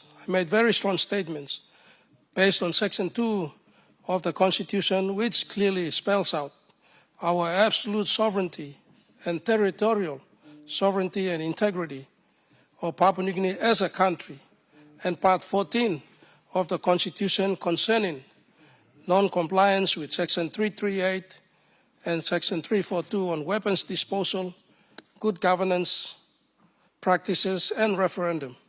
I shared my personal experiences and views on why and how Bougainville crisis started. It was not about independence, Mr. Acting Speaker. It was all about equality and justice. Many across Bougainville, including the Bougainville leadership and Papua New Guinea, did not take my statement lightly. Resentments and anger were obvious to me. But I make no apologies, Mr. Acting Speaker, for those statements I made on this floor of Parliament. Today, I stand here as a lawmaker to offer constructive views and cast my decision on one of the most confronting and consequential questions this Parliament will ever consider: the political future of Bougainville and ultimately the future of Papua New Guinea itself. Let me begin by saying something clearly and without hesitation. I love and respect our people of Bougainville. I respect their history. I respect the suffering they endured. I respect the sacrifices made by Bougainvilleans during the conflict. I respect Bougainville Peace Agreement. And I respect the right of the people of Bougainville to express their political aspirations through the constitutional process that we as a nation agreed to establish. At the same time, equally, Mr. Acting Speaker, I stand here to defend the Constitution of Papua New Guinea. And above all, I stand here to defend the unity, the sovereignty, and the territorial integrity of the independent state of Papua New Guinea. These two positions are not contradictory, Mr. Acting Speaker. They are complementary. Because the Bougainville Peace Agreement was never intended to destroy Papua New Guinea. It was intended to bring peace to Papua New Guinea. It was intended to reconcile Bougainville with Papua New Guinea. It was intended to establish a constitutional pathway through which the difficult question of Bougainville's political future could be addressed peacefully, democratically, and constitutionally. That is where we are today, Mr. Acting Speaker. Let us remember why the peace agreement exists. Mr. Acting Speaker, we must never forget the history behind this debate. The Bougainville conflict was one of the darkest chapters in our nation's history. Families lost fathers, mothers, brothers, and sisters. Communities were destroyed. Infrastructures were destroyed. Trust between Bougainville and the national government was destroyed. That is why Bougainville Peace Agreement of 2001 was so important. The agreement created three fundamental pillars: autonomy, weapons disposal, and a referendum on the political future of Bougainville. The agreement was also subsequently incorporated into the Constitution of Papua New Guinea through Part 14. This is extremely important, Mr. Acting Speaker. The peace agreement did not remain merely a political promise. It became a part of the constitutional architecture of our country. Therefore, nobody in this parliament should treat the peace agreement lightly. But equally, nobody should take one component of that agreement and separate it from the constitutional framework into which the entire agreement was incorporated. We must read the peace agreement through together with the Constitution. We must read the referendum together with sections 338, 339, 340, 341, and 342. And we must read all of these provisions together with the foundational principles of our Constitution. The referendum result must be respected, but it must also be understood correctly, Mr. Acting Speaker. Mr. Speaker, let me deal directly with the 2019 referendum. I do not intend to rewrite history. I do not intend to pretend that the referendum result was insignificant. It was significant. It was overwhelmingly significant. But we must also admit that the referendum was conducted in haste because the window of opportunity for the referendum to be held was closing in that same year in 2019. We must commend the exemplary leadership of our Prime Minister, the Honorable Chief James Marape, for his leadership. We must commend the Minister for Bougainville Affairs, Minister Manasseh Makipa. They have displayed exemplary leadership in this pathway that we are here today. Mr. Acting Speaker, without much education and preparation, Bougainvilleans were compelled to choose between independence and greater autonomy. They expressed their desire for independence over greater autonomy. Greater autonomy was never the agenda for the Bougainville leadership. This was evident in their lack of attention to the findings of the review reports of the autonomy arrangement since 2005. Nevertheless, of the 181,067 ballots casted, 176,928 were for independence, 3,043 were for greater autonomy, 1,096 were informal votes. Mr. Acting Speaker, this is approximately 97.7% of the votes casted for independence. The turnout was approximately 87% of those on the roll. The referendum was peaceful, and independent observers found it credible. I find it utterly incredible because the level of violence, atrocities I witnessed in Bougainville, committed amongst Bougainvilleans themselves, were far more incomprehensible. Some wounds are so deep and irreconcilable, and yet they came together in the referendum. This is truly remarkable, Mr. Acting Speaker. I acknowledge those facts, Mr. Speaker. It is what it is. I could be wrong. At the same time, Mr. Acting Speaker, there is a very important constitutional distinction that this Parliament must now make. A referendum result is not the same thing as the constitutional decision that must follow the referendum. The people of Bougainville express their preference. They did not themselves exercise the constitutional power of this parliament. That must be understood. They did not amend the Constitution through the ballot box. That must also be understood. They could not repeal Section 2 of the Constitution, Mr. Acting Speaker. They could not dissolve the sovereignty of Papua New Guinea. And they could not, by themselves, create another sovereign state within the territorial boundary of Papua New Guinea. This is precisely why the constitutional process did not end on the 11th of December 2019 when the referendum was conducted, Mr. Acting Speaker. It continued. Consultations were required. Negotiations were required. Joint consultation process was required. Joint consultation report was required. And ultimately, the matter comes before the National Parliament of Papua New Guinea.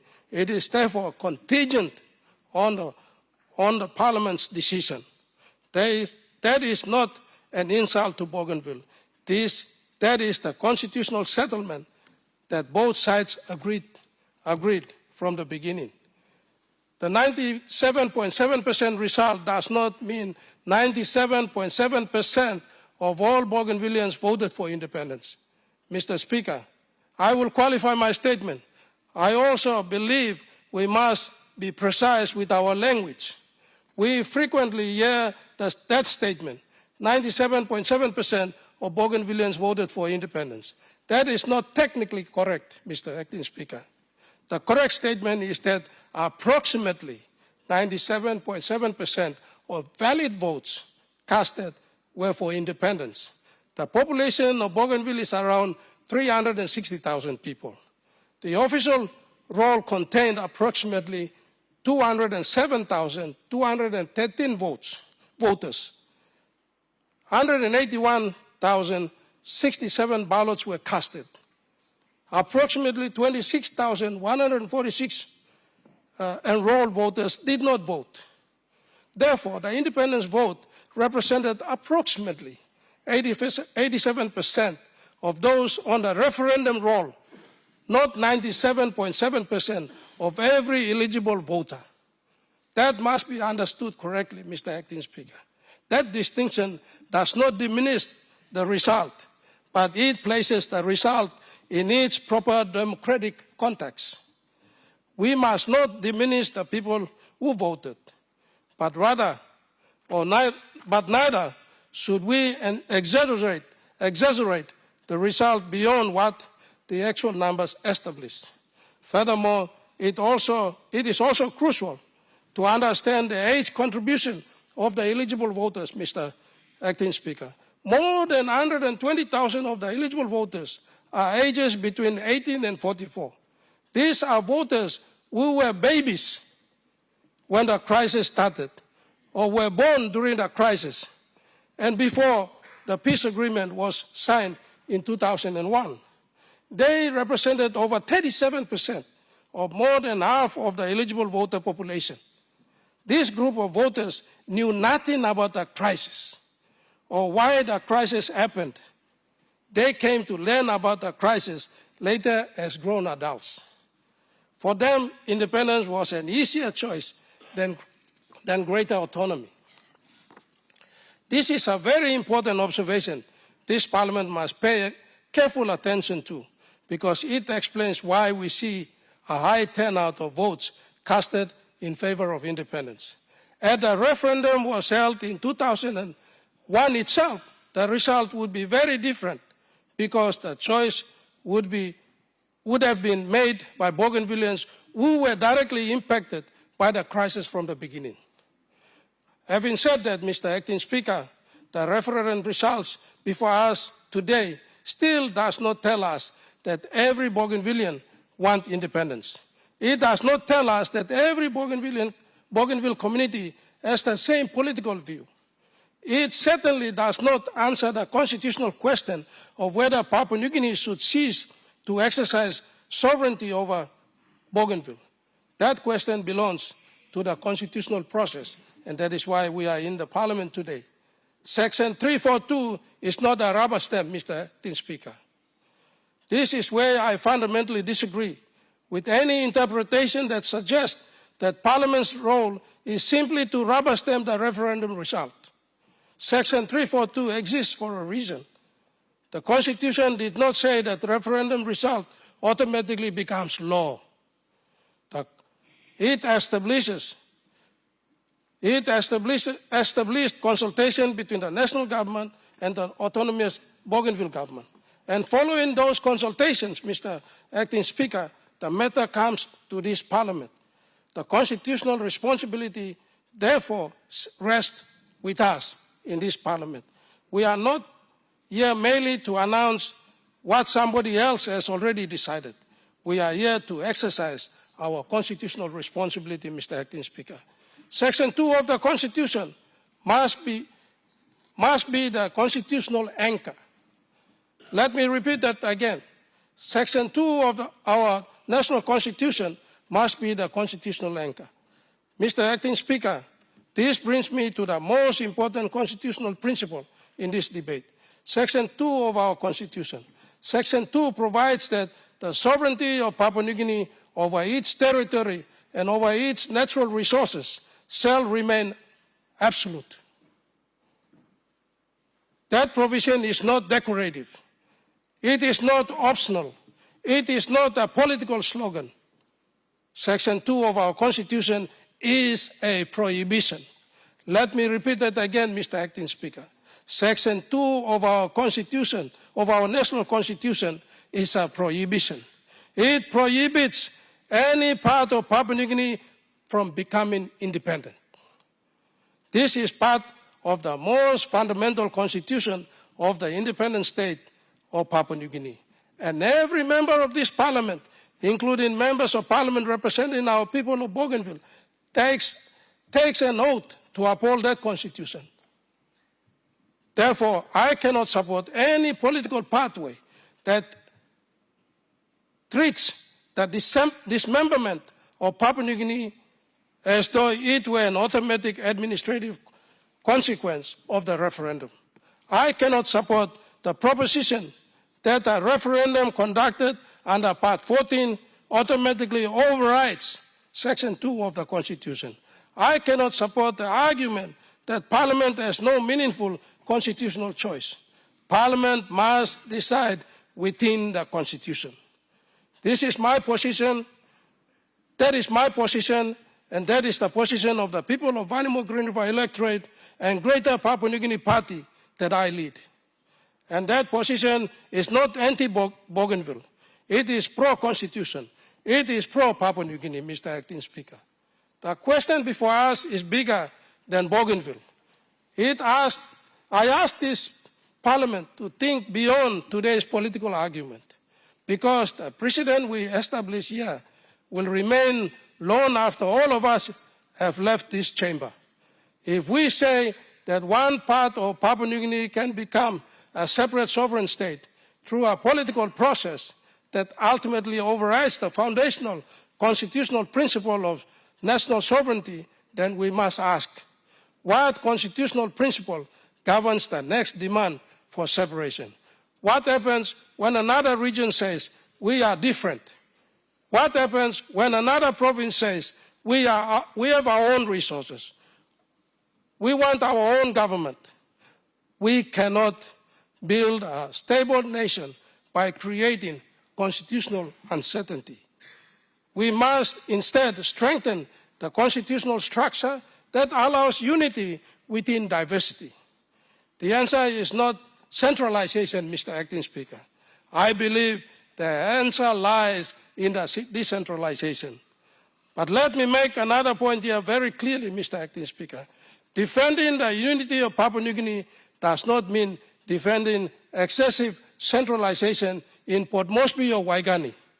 In fact, I believe one of the reasons Bougainvilleans became deeply dissatisfied with the national government system is because too much of political, financial, and administrative power has historically been concentrated at the center, Waigani.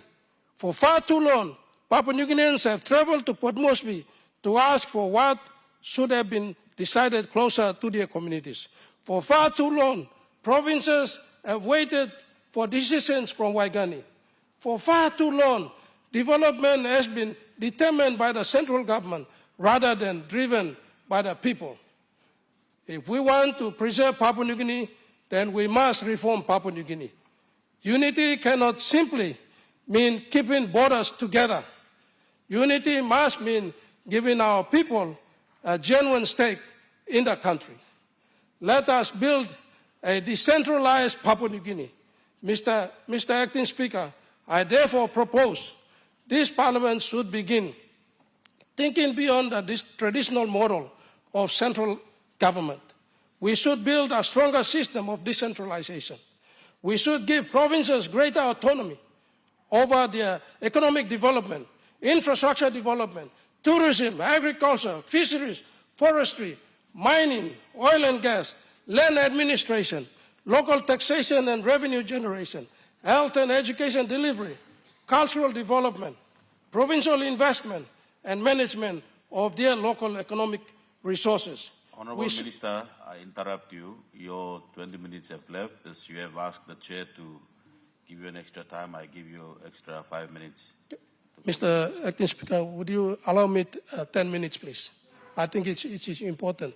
The concluding part is so important. Honourable Minister, you continue your speech. Thank you, Mr. Acting Speaker. I believe we should strengthen provincial governments. We should strengthen local level governments. We should strengthen cities and districts. And we should ensure that a greater proportion of the wealth generated in each province remains available for development in that province. This is not separation. This is decentralization. This is not fragmentation. This is empowerment. This is not the destruction of the state. This is the strengthening of the state from the bottom up. Bougainville can be the model without leaving Papua New Guinea, Mr. Acting Speaker. This is where I believe we can offer Bougainville something much more meaningful than simply saying no to independence. Let us ask a question instead of asking. Let us ask a different question instead of asking, how do we stop Bougainville from leaving? We should ask a question, how do we make remaining within Papua New Guinea so meaningful that Bougainvilleans can exercise genuine self-government while remaining part of our national family? This is the challenge, and that is where autonomy becomes more important, Mr. Acting Speaker. The peace agreement and the Constitution already provides the foundation. Let's ride on that foundation. The Melanesian framework provides another opportunity to develop that relationship. The national government's recent commitment to progress greater fiscal responsibility and the transfer of revenues generated within Bougainville demonstrate there is a room to go much more further. Give Bougainville real autonomy, not symbolic autonomy. Mr. Acting Speaker, if we vote no to Bougainville's independence, expect Bougainvilleans to reconsider independence, then we must be prepared to offer them something more substantial, not rhetoric, not promises, not another community, not another commitment, not another consultation that produces another report. We need real autonomy for our people, real physical powers, real administrative powers, real control over development, real authority over services, real participation in the management of their natural resources, real authority over economic development, and a fair and transparent financial relationship between national government and the autonomous Bougainville government. If Bougainville is to remain within Papua New Guinea, then Bougainville must have a political and economic relationship with a national government that is significantly more empowering than the status quo. That is the lesson we should learn from the referendum. The referendum should not simply tell us that Bougainville wants independence. It should tell us something in the relationship between Bougainville and the rest of Papua New Guinea must change. The Melanesian framework should not become a roadmap only to separation. Mr. Speaker, I acknowledge the work undertaken by our Prime Minister, the Honourable Chief James Marape, Minister for Bougainville Affairs, the Honourable Manasseh Makipa, President Toro Ama, Vice President Ezekiel Maset, and the technical teams in developing the Melanesian framework. The framework is so important because it demonstrates something more fundamental. Melanesian problems can be addressed through Melanesian dialogue and the Melanesian way. We should preserve that achievement, but I respectfully submit that the framework should not be viewed merely as an administrative mechanism for transforming Bougainville into independence, but rather it should be used as a framework for developing a new model for Melanesian governance within Papua New Guinea, a model based on unity without uniformity, autonomy without separation, diversity within division, development without exploitation, and self-government without destruction of the national sovereignty. This is Melanesian solution I believe this parliament should pursue. To President Toroama and the people of Bougainville, I want to speak directly to President Toroama and Vice President Ezekiel Maset and the ABG leadership, the Bougainville members of this parliament, and more importantly, the people of Bougainville. I hear you. I recognize your referendum. I recognize your history. I recognize your pain, and I recognize your aspirations. At the same time, I also ask you to hear us. Papua New Guinea is not your enemy. Papua New Guinea is your family. We have made mistakes. The national government has made mistakes. Successive governments have failed to implement some commitment as quickly and fully as they should have. We must acknowledge that. But the answer to the failures of governments is not necessarily the destruction of our nation. The answer can be to reform the nation, to decentralize the nation, to give Bougainville more powers, to give every province more power to make the constitutional promise of participation, equality, and this decentralization a reality. To my colleagues in this House, I also appeal to members of this Parliament, let us not turn this debate into a contest between pro-Bougainville and anti-Bougainville. That would be a dangerous thing to do. Let us not call people who defended PNG's territorial integrity anti-Bougainville. And let us not call people who advocate greater autonomy separatists. We can disagree without becoming enemies. We can debate without insulting. We can defend national unity while acknowledging legitimate grievances. And we can respect the referendum while exercising the constitutional responsibility that comes to us under Section 342. Honorable Mr. Minister, Acting Speaker, I have... Honorable Minister, I interrupt you. I've given you an extra 5 minutes, and since then you still have a statement to make. I'll allow you to make a summary to your... Thank you, Mr. Acting Speaker. I'm about to finish. Mr. Acting Speaker, we must not create another generation of grievances. Mr. Speaker, the greatest danger before us is not that Parliament votes one way or another. The greatest danger is that whatever decision Parliament makes creates another generation of grievances. If Parliament rejects independence without offering a credible alternative, Bougainvilleans may feel betrayed.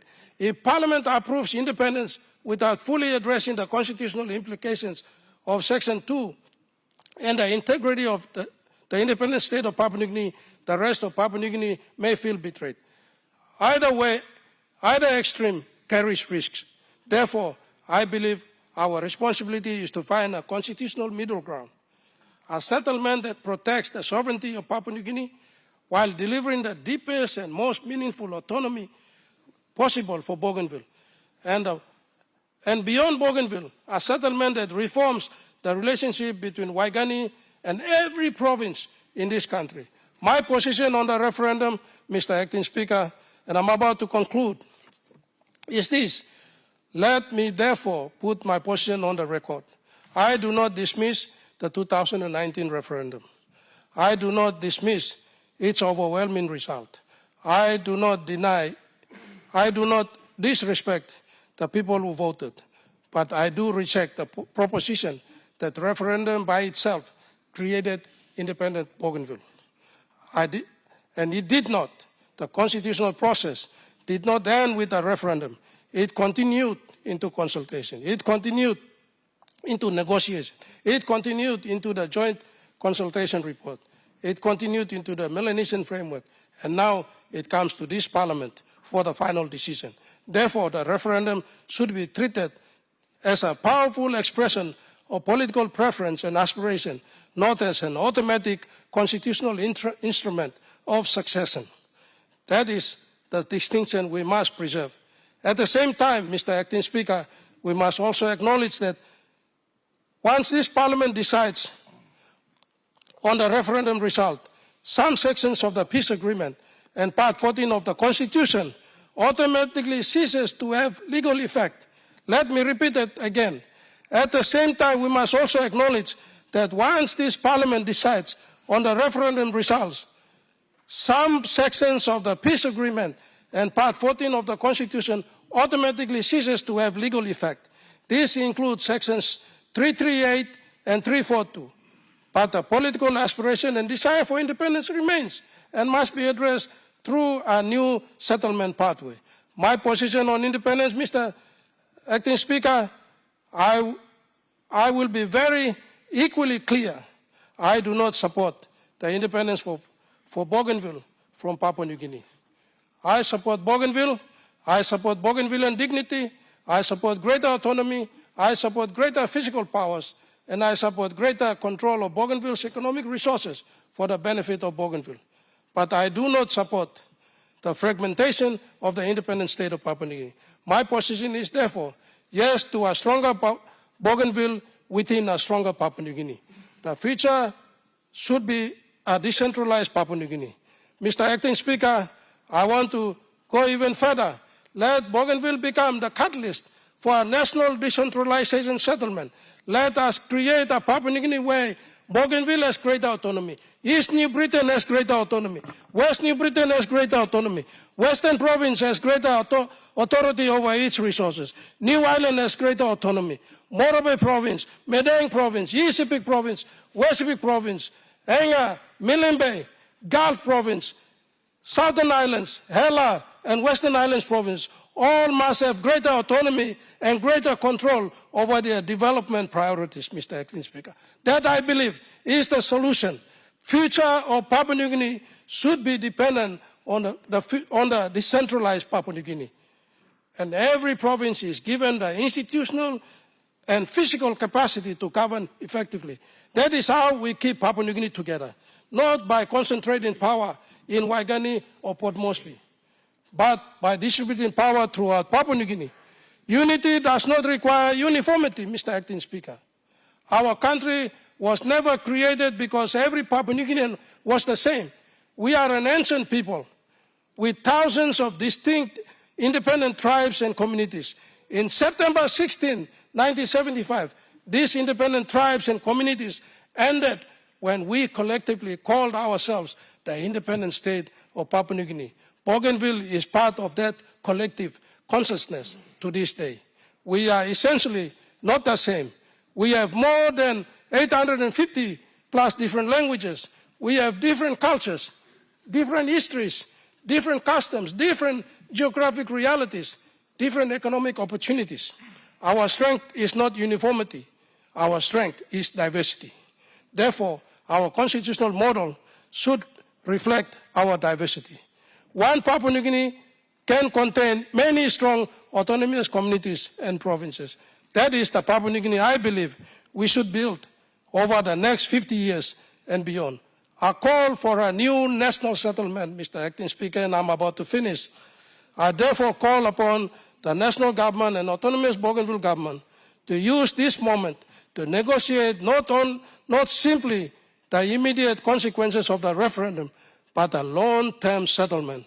That settlement should include a comprehensive implementation of Bougainville's existing constitutional autonomy, accelerated transfer of agreed powers and functions, and a transparent physical arrangement that allows Bougainville to retain and manage a greater portion of revenues generated within Bougainville. Greater participation by Bougainville in the management and development of its natural resources.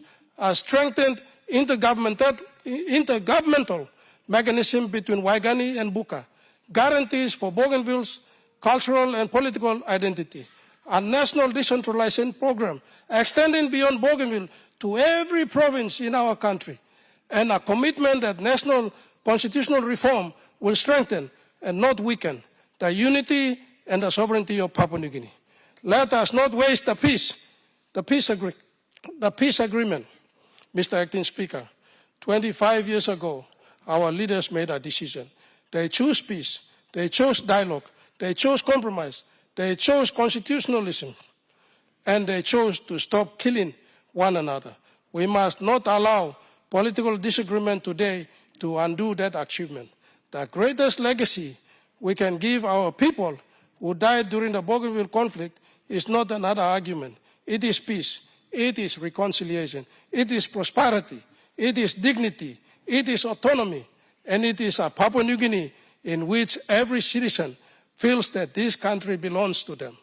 In conclusion, Mr. Acting Speaker, we are approaching a historic decision. The referendum result is now before this Parliament. The responsibility now rests with all of us seated here in this chamber. Let us learn from the experiences of the United States of America, a country fought through bloody civil wars, ethnic and racial segregation, just to remain one united country. Today, the United States of America is made up of 51 highly autonomous states, and together they make up the most powerful country on planet Earth. Think about it for a moment. They are stronger together now than before. I choose unity. I choose a stronger Papua New Guinea. I choose to uphold Section 2 of the Constitution of the Independent State of Papua New Guinea. Let history record that when Parliament faced one of the greatest constitutional decisions in its history, this Parliament did not choose fear. We chose wisdom. We did not choose division. We chose unity. We embraced Bougainville as part of Papua New Guinean family. We did not reject Bougainville, and we did not abandon the peace agreement, but rather we fulfilled its promises through peace, dialogue, autonomy, reconciliation, and constitutional democracy. Let the peace and wisdom of God prevail over this Parliament, my people of Bougainville and Papua New Guinea. We are one nation, one country, one people. We are Papua New Guinea. To God be the glory. Praise, we give all praise, glory, and honor to our God the Almighty, the Creator. Thank you, Mr. Acting Speaker. The Chair will recognize the Governor for Southern Highlands. Honorable Governor, before you speak, I'd like to inform the Parliament, as you all speak in your speeches defending the Constitution, the Speaker is here to defend the standing order of Parliament. And I'd like to inform the House that every time a Speaker says that your time is lapsed, and this manner of requesting for me for extension and using my discretion is like I'm degrading the standing order power that is to be implemented in the Parliament. And that I will set the precedence that in another time to come, members will use the same precedence to ask the Chair to extend time at his own time. So I would like to inform the House that I will not use this anymore to give an extended time when it's time appear. Like I said, you all here to defend the Constitution, and I sit in the chair to defend the standing order. So I will be a bit strict on the standing orders. So if you make your speech, you try to limit your speeches in writing so that we get you on time. And that's all I can inform the House. Honorable Governor for Southern Highlands, I hope you will get me for 20 minutes. We have a point of order. Mr. Speaker, just quickly, the leaders of the opposition have left in protest. because they were made to believe that this morning we would be simply endorsing the statement by the Honourable Makiba, as advised by us, by the Leader of Government Business, and we came prepared to do that, Mr. Speaker. And now you are allowing members of government to give speeches and contribute to debate. So if you can consider adjourning, and then we can all come back and contribute to debate, and then allow the voting for another sitting of Parliament. But that's just from the opposition, Mr. Speaker. Opposition Leader, with due respect, your point of order is in order. As I've made a statement earlier that there will be a continuing debate on this statement by the Minister. Since then, some members are still showing indication of making their speech today that I allowed for, and I will allow the Governor for Southern Islands to make his speech, as I've already recognized, and then maybe the Chair will recognize the Prime Minister to make a speech, and we can adjourn for today to the next sitting. Honourable Governor. Thank you, Mr. Acting Speaker. Even if you have ruled that I preserve my statement, I'm prepared to do that. But since you have recognized me, let me take this.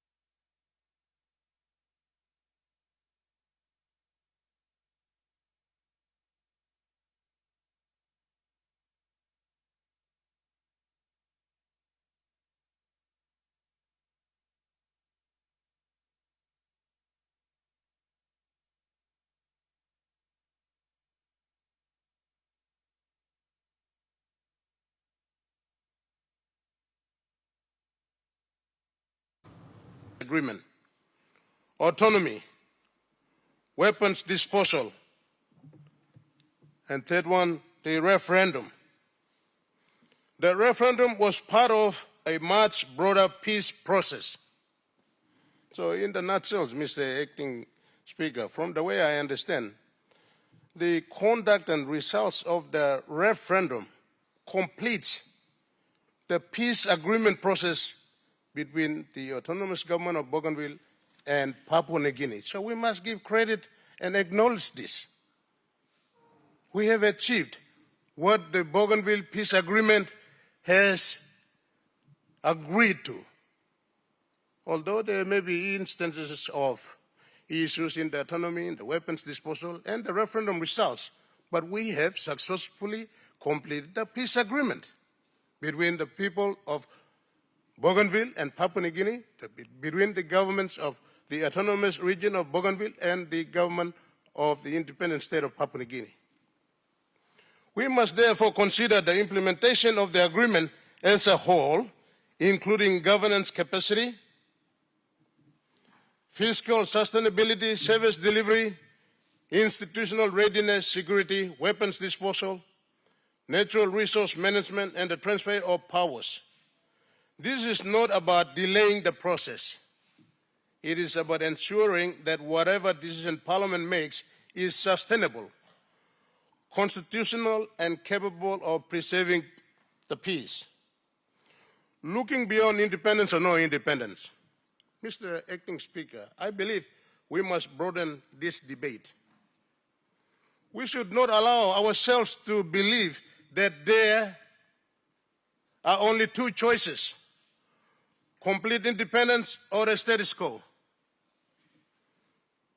Mr. Acting Speaker, around the world, different political communities have developed different constitutional relationships based on their history, geography, culture, and national interest. The important lesson there is that political settlements do not have to follow one rigid model, Mr. Acting Speaker. The question we should ask is, can Papua New Guinea and Bougainville negotiate a new political relationship that gives Bougainville meaningful self-government while preserving peace, cooperation, and mutually beneficial relationship with Papua New Guinea, coexist, but does not undermine sovereignty? One example, there are different examples in the Pacific, like if we can look at the Cook Islands. One Pacific example worth considering is the relationship between the Cook Islands and New Zealand. The Cook Islands has been self-governing in free association with New Zealand since 1965.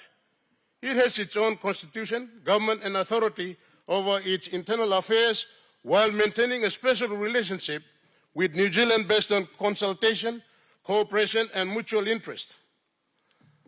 The lesson is not that Bougainville should simply copy Cook Islands' model, Mr. Acting Speaker. Our history is different. Rather, the lesson is that two political entities can develop a unique constitutional relationship that respects self-government while maintaining cooperation in areas of shared interest. Mr. Acting Speaker, the Southern Highlands Provincial Assembly is not proposing, has considered some of this, is not proposing, rather, I beg your pardon, Mr. Acting Speaker, the Southern Highlands Provincial Assembly is not proposing that PNG adopt a foreign model. We are proposing that Parliament have the courage to explore our own model.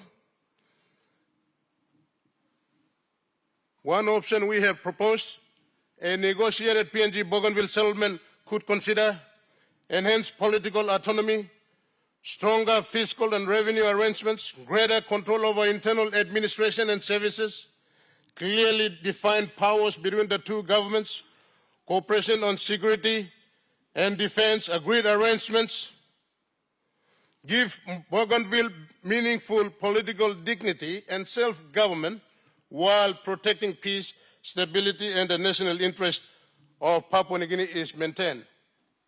Mr. Acting Speaker, our way as Melanesian has always been based on dialogue, consensus, respect, and reconciliation. It is not a way of confrontation.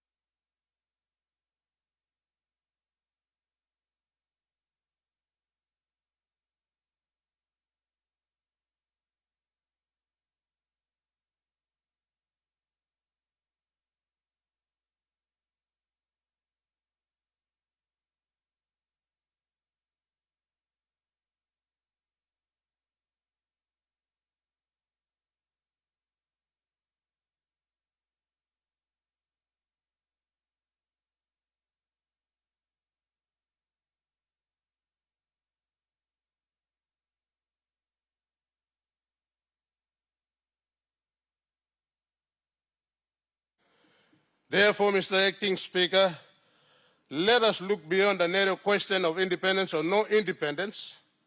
Let us ask the bigger question: can Papua New Guinea and Bougainville negotiate a political settlement that gives Bougainville the dignity, authority, and self-government it seeks, while allowing both sides to remain partners in peace, security, economic development, and in so far as the sovereignty issues are concerned, as one people, one country, and one nation. Thank you, Mr. Acting Speaker. These are some of the issues that have been raised at my provincial assembly, and I have put them into presentation so that Parliament take notes of what we have discussed in so far as this issue on the Bougainville referendum result is concerned. Thank you, Mr. Speaker. The Honourable Prime Minister. Thank you, Mr. Acting Speaker, for your patience and your chairmanship over this important session. Indeed, very historic session, and I do acknowledge all speakers who have spoken before me. I want to acknowledge the leadership of the Bougainville Autonomous Government, President Ismail Torama, as well as our Vice President Massad and the delegation who've come in from Bougainville, who are with us in this important occasion, the opposition leader who's also spoken, and all leaders. And I register my acknowledgement of all speeches. Mr. Acting Speaker, today is 27th of August. We just stepped out of the Repentance Day yesterday. And firstly and foremost, I want to offer, on behalf of the 21 provinces of Papua New Guinea, to the autonomous region of Bougainville, to every sons and daughters, to every man and woman, to every person on Bougainville, from the leadership down to all citizens of our country in Bougainville. If we had offended you in any way, form, or shape, the last 50 years we have been independent, or going 51 now, we want to say sorry. The crisis happened in 1988.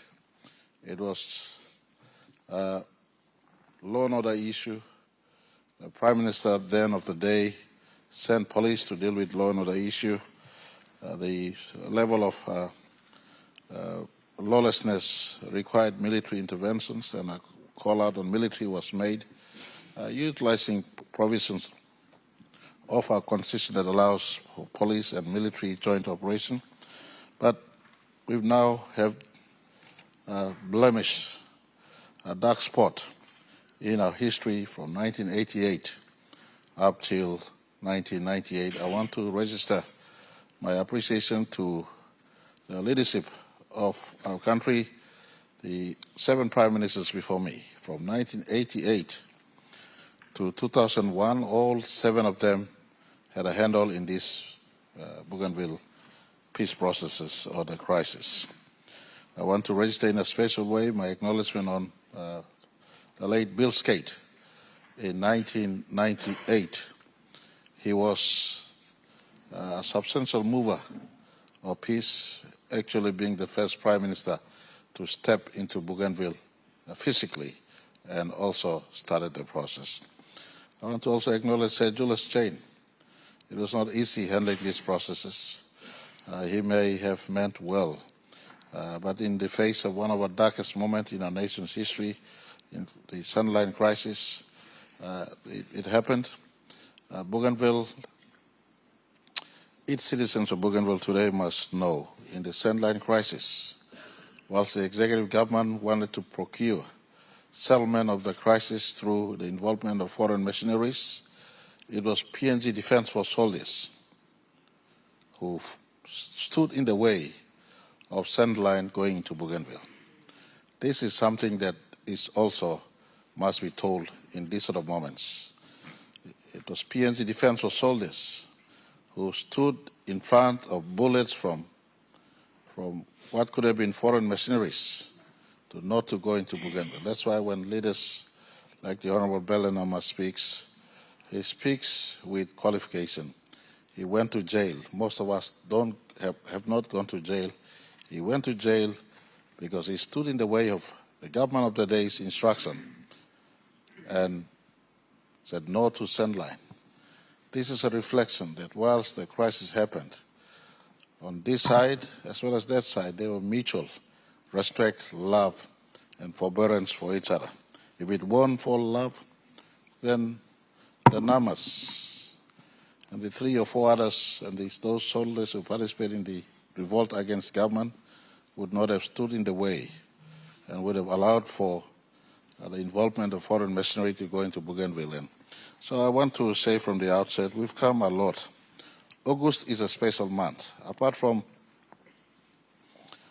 the Independence Day yesterday, it was on August 30th in 2001 when the peace agreement was finally inked under Prime Ministership of Mekere, the late Mekere, under the tutelage and work and leading of great men in our country, like the greatest in Sir Michael Thomas Somare, Sir Joseph Kabui, and many more who said peace over continued fight. And so they said at the peace table, and final construct of the peace agreement was signed on August 30th, 2001. August is also a special month. August 15th, 1975. Just a month before our political independence, the Constituent Assembly bettered our country's constitution that defined, as other leaders before me have eloquently put, defined the sovereign boundaries we have today under Section 2 of our Constitution. So it is no accident that in August 27th, we bring in the result. The month of August rhymes very well. And I want to commend the Minister for Bougainville Affairs.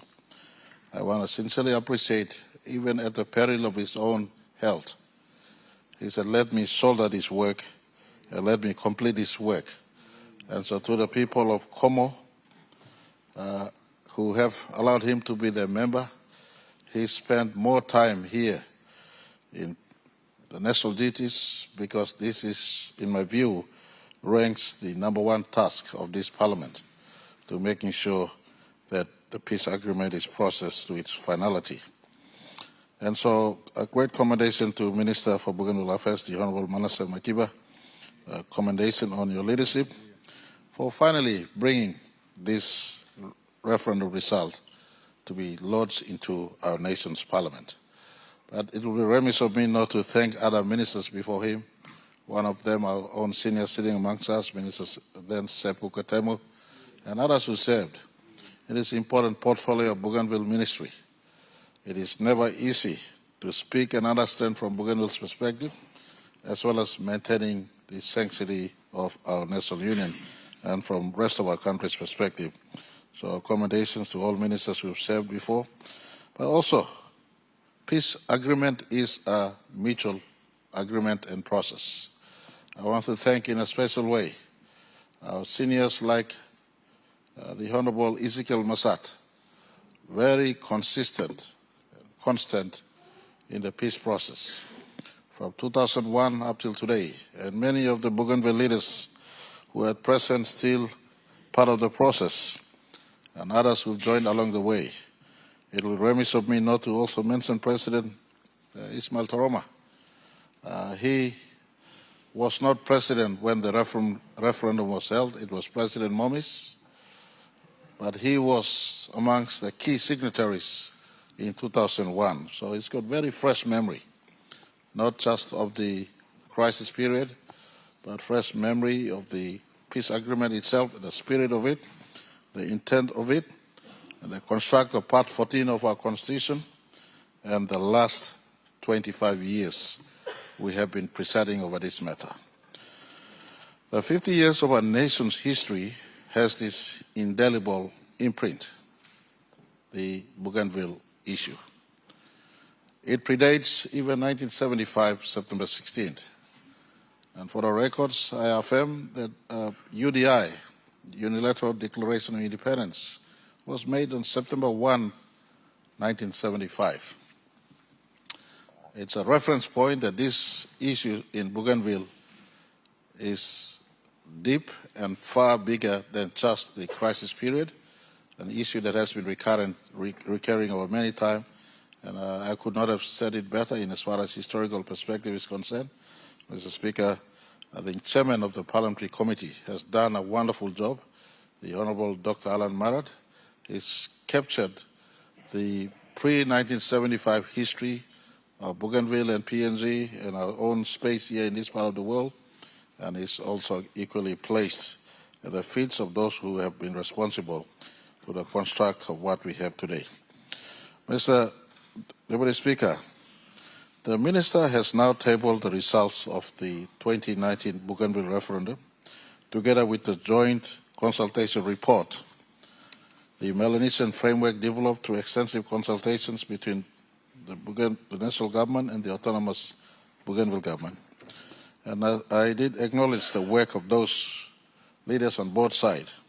I want to also acknowledge United Nations, who have been constant and being the center point in making sure independent facilitators are always involved in every step of the process, from 2001 up till today, the 2019 referendum, and from the referendum period right up to where we are today.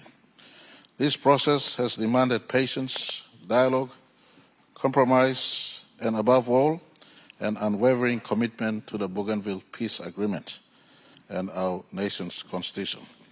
Mr. Acting Speaker, the 2019 referendum was a key commitment under the Bougainville Peace Agreement and our constitution. The people of Bougainville participated peacefully and expressed their views overwhelmingly. Their decision is now formally before this Parliament, and we must respect the process that has brought this decision into our Parliament, the fact that it is now lodged into our nation's Parliament. Section 342 of our Constitution provides a pathway for Parliament to consider the referendum result. But the outcome is not self-executing. It is this Parliament that must determine the way forward. Mr. Acting Speaker, today's tabling is therefore an important milestone, but it is not the conclusion of the parliamentary process. Parliament now has the opportunity to carefully examine the referendum result, the joint consultation report, the Melanesian framework, and to debate their contents and implications before making its decision at the future sitting.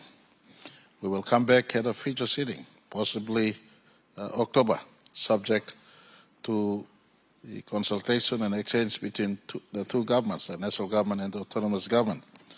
And we are proposing October, in the sitting in October, we possibly will give a dedicated time, 1 or 2 days, for all leaders, all governors to speak at length, and for Parliament to make its decision consistent with Section 342, subsection 2.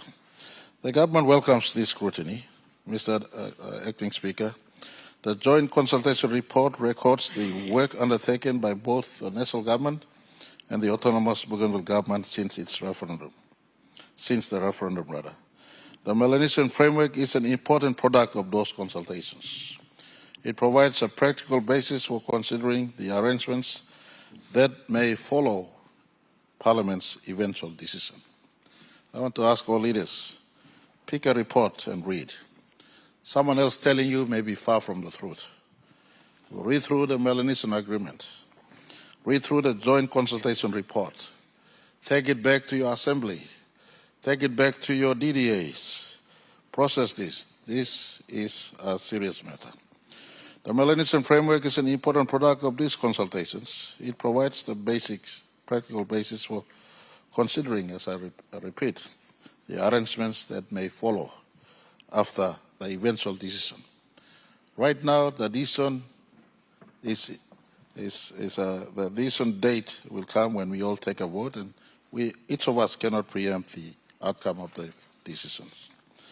Together, these documents provide members of Parliament with the information needed to make very informed decisions. Mr. Acting Speaker, there remain important constitutional, legal, political, economic and administrative issues that requires careful examination and thoughtful debate. Our objective must be to find a pathway that respects the referendum results, but equally complies with the Constitution, honors the Bougainville Peace Agreement, and safeguards the long-term interests of both Bougainville and Papua New Guinea. Mr. Acting Speaker, the government does not seek to preempt the deliberations of this Parliament. It is the parliamentary process, the government's job consistent with requirements of our Constitution, we've now ushered in. And I want to thank the Speaker of our nation's Parliament, the Honourable Joe Pomat, yourself, and every member of Parliament to issuing a sessional order, or accepting a sessional order provision, and the result is now ushered in for our deliberation. Every member should have the opportunity to study these documents, seek clarification where necessary, consult with their constituents, and form their own judgment. When Parliament is eventually called upon to vote, each member must exercise their responsibility according to their conscience, their understanding of the Constitution, and the national interests and Bougainville interests. No member should be rushed into making such an important decision. That's why we're giving time as we introduce this. We are allowing for time for all members to peruse all documents, research matters of facts, and see your country from a lens of Bougainville, and Bougainville see the country from the lens of the rest of the country, and whatever the decision is made, we will then take it on from there. This is a matter of profound national significance. This deserves careful, informed, and respectful consideration. We must also remember the history that has brought us to this point. The Bougainville conflict remains one of the most painful chapters in our nation's short history. 50 years we have been independent. The first 25 years we lived through with it. 14 of them, or 16 of them, we lived with the Bougainville crisis. The second half of the 50 years, since 2001, we have been deliberating and dealing with this Bougainville issue up till today. And so we have history behind us to remind us on how we must deal with this matter. Lives were lost, families were separated, communities endured immense hardship, especially in Bougainville. That's why I started off with seeking them our forgiveness or their forgiveness as we work together into the future. The Bougainville Peace Agreement created a pathway from conflict to reconciliation. The referendum was conducted peacefully, and the consultations that followed have demonstrated that even the most difficult political questions can be addressed through dialogue rather than conflict. We must protect that achievement. The United Nations states that the Bougainville Peace Agreement is one of the best peace agreements ever on the face of planet Earth that is ravaged with conflict to this day. Whatever our individual views may be, this Parliament debate must be conducted with dignity, respect and maturity. This is not simply a constitutional or political issue. It concerns the lives, hopes and futures of our people, especially those whose life have been shaped by the Bougainville crisis and the Bougainville peace process. Mr. Acting Speaker, as Prime Minister, I fully recognize the responsibility that rests upon me. When I picked the referendum results in Arawa Peace Park, I informed the people of Bougainville, my people in Bougainville, that I am carrying this in my bag as member for Tari. That statement was made from the perspective to my brothers and sisters in Bougainville, to my children in Bougainville.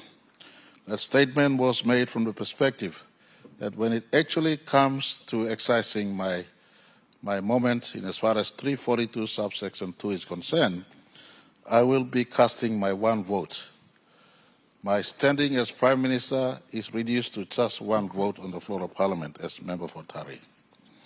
And I want to thank at this juncture the Bougainville leadership for recognizing and giving respect to our national parliament. For they would have said in any time, we've met more than 7 or 8 or 9 or 10 times since 2019 after the referendum. They could have said Parliament is just a rubber stamp. But I want to place on record my appreciation to the leadership in Bougainville, President Toroma included. They gave respect that Parliament is not a rubber stamp, that 342 subsection 2, that Parliament will make a decision will be through a way of a vote. And I want to register my thankfulness to Bougainville.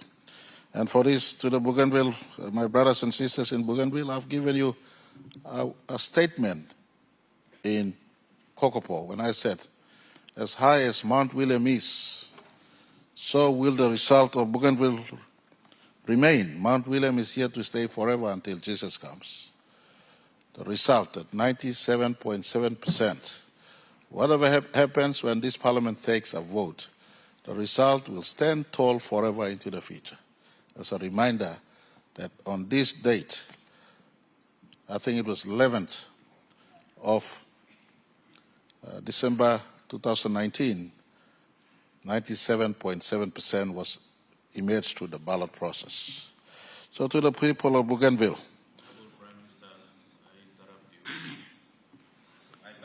earlier on the timing, the Prime Minister's 20-minute speech has lapsed, but since then is the Prime Minister head of the state, and the statement he present, the statement he present represent the country, so I'll allow him to continue on the speech. Prime Minister. Thank you, Mr. Acting Speaker. Let me be quick. And so this, again, repeating, this is simply not a constitutional or political issue. It concerns the lives of our people.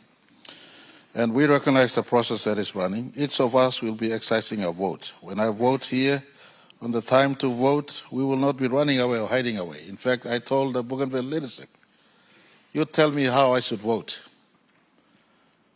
And that was a question I put back to them. If you tell me that I vote for Bougainville independence, then I have no standing to be Prime Minister of this country. Then I'll have to do the right thing, resign as Prime Minister of this country. That issue, I put it back to the Bougainville leadership. Tell me how I should vote as member for Tari. Because Prime Minister's #1 job is to defend Section 2 of the Constitution. And so my brothers in Bougainville and me, we are talking. They are telling me that it's a hard question that you put to us. But again, the process is running. It will come, there will be a moment in which each of us take a decision on this one. I don't want you all to be predetermined or conceived in your mind. Pick up this report, read through them, study and think, because in the WABEC meeting we had with Bougainville leadership, we said in WABEC, I said, I will think from your perspective, and you must think from a perspective as I work to defend the national sovereign territorial integrity of the whole of this country. So I want to ask all of you the same question I put to the floor now, each of you. As we pick up this report and go home in the next month or two, we'll be traveling into September 1, the day Bougainvilleans had declared independence, but they said, no, let's remain together in September 16th. September 16th, we're going through our own 51st independence anniversary. Ponder over this issue, and think from the perspective, lives lost, issues before September 16th. And I ask Bougainvilleans, my brothers and sisters, think from our perspective. Many provinces are talking autonomy. This is the most diverse nation on the face of planet Earth. My interest is also to hold the country together as Prime Minister. Together we think from each other's perspective, and I want to say, when Parliament handles this matter, the vote result belongs to Parliament. Parliament will handle this matter. They will make a decision. Whatever the decision parliaments make, ultimately peace must always prevail. I've made it clear in many times. PNG Defence Force will never enter Bougainville again, and we are proposing a law to make it clear. No more must PNG Defence Force enter Bougainville. And please don't, rest of the members of Parliament, don't think Prime Minister is backpedaling on his word. To fight who? What war? We've had enough engagement. Defence stays out. And I'd rather give Bougainville the fullest drawdown of 290 powers. I'd rather give Bougainville some of the powers in 289, and I'd rather work through the next segment of time, whatever decision we take, a segment of time. To Bougainvillean leadership, 342 subsection 1 has no sunset clause to it. 342 subsection 2 has no sunset clause to it. And I want to pick on from my words in WABEC meeting that I will think from your perspective and you think from my perspective. If this parliament majority votes in the affirmative to affirm the result, we'll use 342 subsection 1 to work through again and ask, when is it? But if majority says no through the process here, we'll use 342 subsection 1 and ask, how is it? The last time I spoke on this issue, I said yes will be a no, and no will be a yes. I saw the light in 342 subsection 1. Not all hope is lost. The day in October when this parliament stands up to vote is not the final day in which there will be a great wall of Bougainville and Papua New Guinea being erected. We will still be working through the process. And I want to close by asking, Bougainville, you've had powers since 2001. The 290 powers, have we fully drawn down on the 290 powers? Section 290 powers have not been fully drawn down. This government, the Pangu-led coalition, the Marape-Rosso government have shown fullest commitment. We've given you 100% of Panguna. My Deputy Prime Minister has given you land. All the state lands come back to Bougainville government. Consistent with my word when I picked out the referendum result, the economic independent process must start. The Minister for Fisheries, Law and Fishery, Minister of Fishery, for goodness sake, make it happen. The Minister of Forestry, Law and Forestry, for goodness sake, make it happen. Draw down fullest of 290 power. And we'll discuss 289 powers. And whatever it is, I have a government policy prepared to announce right after the vote is taken, and I cannot preempt this. I have two papers. One paper, if the vote is in the affirmative. If the vote is in the affirmative, the constitutional vote is taken, and if it is affirmative, I have one paper to use to speak to the country and Bougainville. But if the vote is in the negative, I have a second paper to use. But these both papers embraces 289 and 290 powers. These both papers will reach a destination. One is a question of when, one is a question of how. And we'll get there to the destination in time. So to Bougainvilleans, don't lose hope. And to the rest of Papua New Guinea, I don't think it's a big issue. Think from the perspective, we think from their perspective, they must think from our perspective. Together, let's uphold the spirit of peace that was signed and inked on 30th of August 2001.